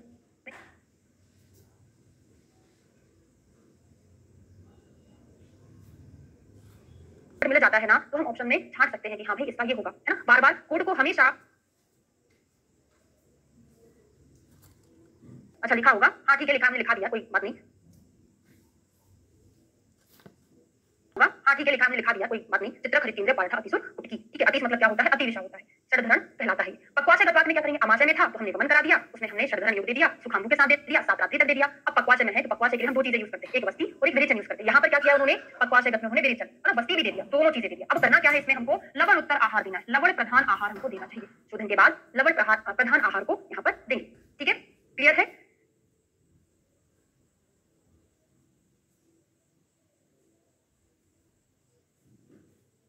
हमने आमाशयगत देख लिया, बात पक्वाशयगत बात देख लिया। क्या बोल रहे हैं, साधारण चूर्ण, कहाँ साधारण, अच्छा सॉरी, षड्धरण चूर्ण उरुस्तम में बताया है, उरुस्तम में, ठीक है। तो वस्तीगत बात में वस्ती को शुद्ध करने वाली विधि का प्रयोग करना चाहिए। यहाँ से पढ़ो, श्रोतादि प्रकोपते कार्यश्च अनिलापहासम। श्रोतादि मतलब शब्द, स्पर्श, रूप, रस, गंध, ये जिनके विषय है, पंच ज्ञानेंद्रियां, उनमें हमको क्या करना, आंख में, नाक में, कान में, जहां जहां वायु प्रकोप हो गया,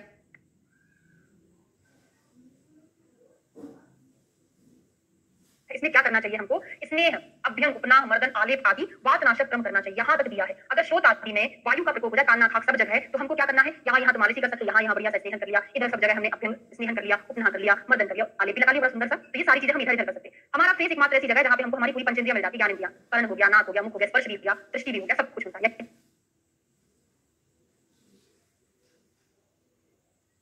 यही सारी चीजें कर लो, स्नेहन, अभ्यंग, उपनाह, मर्दन आदि। अगर त्वचा मांस रक्त मतलब शाखा कुल मिला के, शाखा बोलते हैं ना इनको, शाखा रस रक्त आदि धातु शाखा कहलाती है। त्वचा मांस रक्त शिरा में वायु का प्रकोप हो जाए तो यहाँ पे हम क्या कराएंगे, रक्त मोक्षण कराएंगे, है ना। तो त्वक मांस, क्योंकि यहाँ पे रक्त भी तो आता है, रक्त अगर त्वचा में कुछ लग गया है, थोड़ा सा प्लाज्मा निकलेगा, है ना, सीरम टाइप का निकलता है, उसके बाद मांस जाता है, उसमें से रक्त निकलने लगता है, रक्त मोक्षण करा देते हैं। याद करने का तरीका हो सकता है, रक्त मोक्षण करा दिए। फिर क्या है, आलस्य रहे चिकित्सक, स्नायु संधि अस्थि में बात प्रकोप होने पर इसने उपना अग्निकर्म बंधन और मर्दन करना चाहिए। इसने उपना अग्निकर्म बंधन मर्दन कहाँ करना है, स्नायु संधि अस्थि। अब इसको थोड़ा सा कोड बनाकर याद करो, संधियां हैं, नहीं ये हमारी अस्थियां हैं, अस्थियां मिलकर क्या बनाती, संधि, और जो स्नायु होता है इनको अपनी नॉर्मल पोजीशन पर जोड़े रखता है। तो अस्थि संधि कौन बना के रखा है, स्नायु। तो यहाँ पर भी सारे वही कर्म करना है जो हमने फेस में किए थे, स्नेहन था, आलेप था, मर्दन था, है ना। मर्दन ठीक है, यहाँ पर भी है, स्नेह है, उपना है, मर्दन है, जो डिफरेंट है ना, बस उसको याद रखो ना, सारी चीजें क्यों याद करो। अग्निकर्म हम यहाँ तो नहीं कर सकते ना, तो चेहरे वाले में जो था और यहाँ पर जो था उसमें केवल एक ही डिफरेंस है, वहाँ पे अग्निकर्म नहीं करते, यहाँ पर करते। एक आध और होगा, वो हमको इतना याद नहीं रखना। तो संधियों में, अस्थियों में हम क्या करते हैं, अग्निकर्म करते हैं ना। जैसे गद्धसी में अंतरा गंडा गुल्फम सिरावस्ती अग्निकर्म, कंडा गुल्फ के बीच में क्या करना है, अग्निकर्म करना। तो हड्डी बड्डी में कोई प्रॉब्लम है तो अग्निकर्म कर दो, चेहरे पे नहीं करेंगे।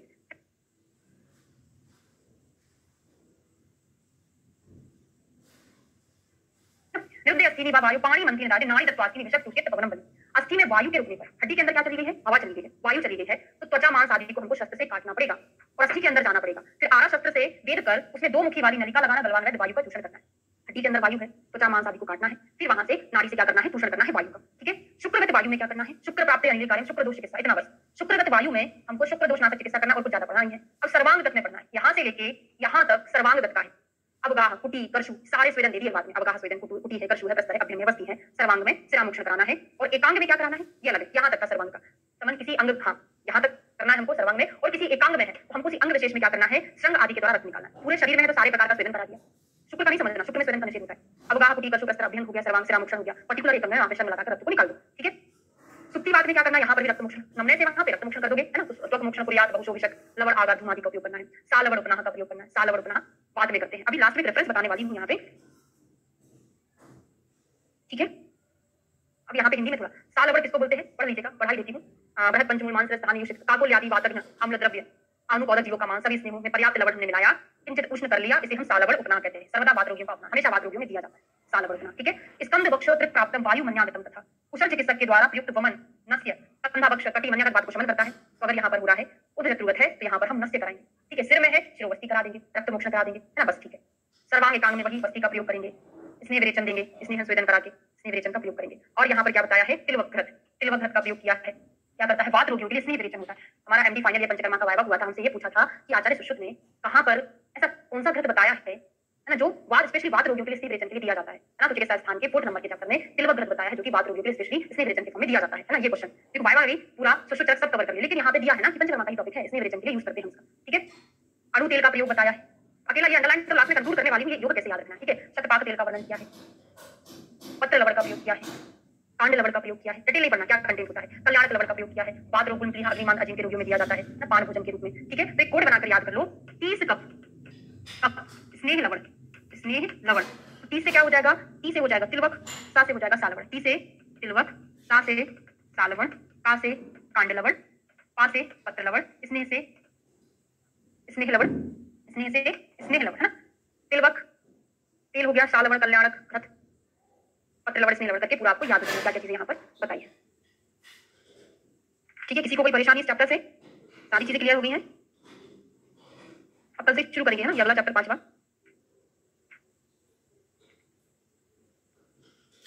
ठीक है, चलिए, ओके, थैंक यू। और अष्टांग हृदय कैसा चल रहा है, हाँ बता रही हूँ। अष्टांग हृदय सही चल रहा है, याद कर पा रहे हैं सब लोग, पढ़ पा रहे हो ना। सर्दी क्लास में याद लिखते होगी। सालवण उपनाह क्या होता है, देखो सालवण उपनाह इसलिए हम बात व्याधि में यूज करते हैं। इसमें क्या करते हैं हम, काकुल्यादि या जो जो हमको मिलाना है, काकुल्यादि, वातग्न, अम्ल द्रव्य, सुक्त, सुरा, कांजी, ऐसे नहीं सबको इकट्ठा मिला के हमने इकट्ठा कर लिया, ऐसा नहीं है।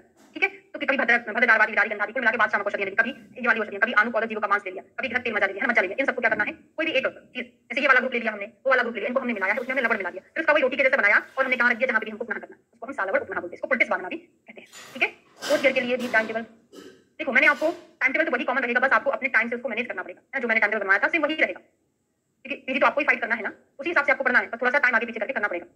ठीक है, चलिए, ओके।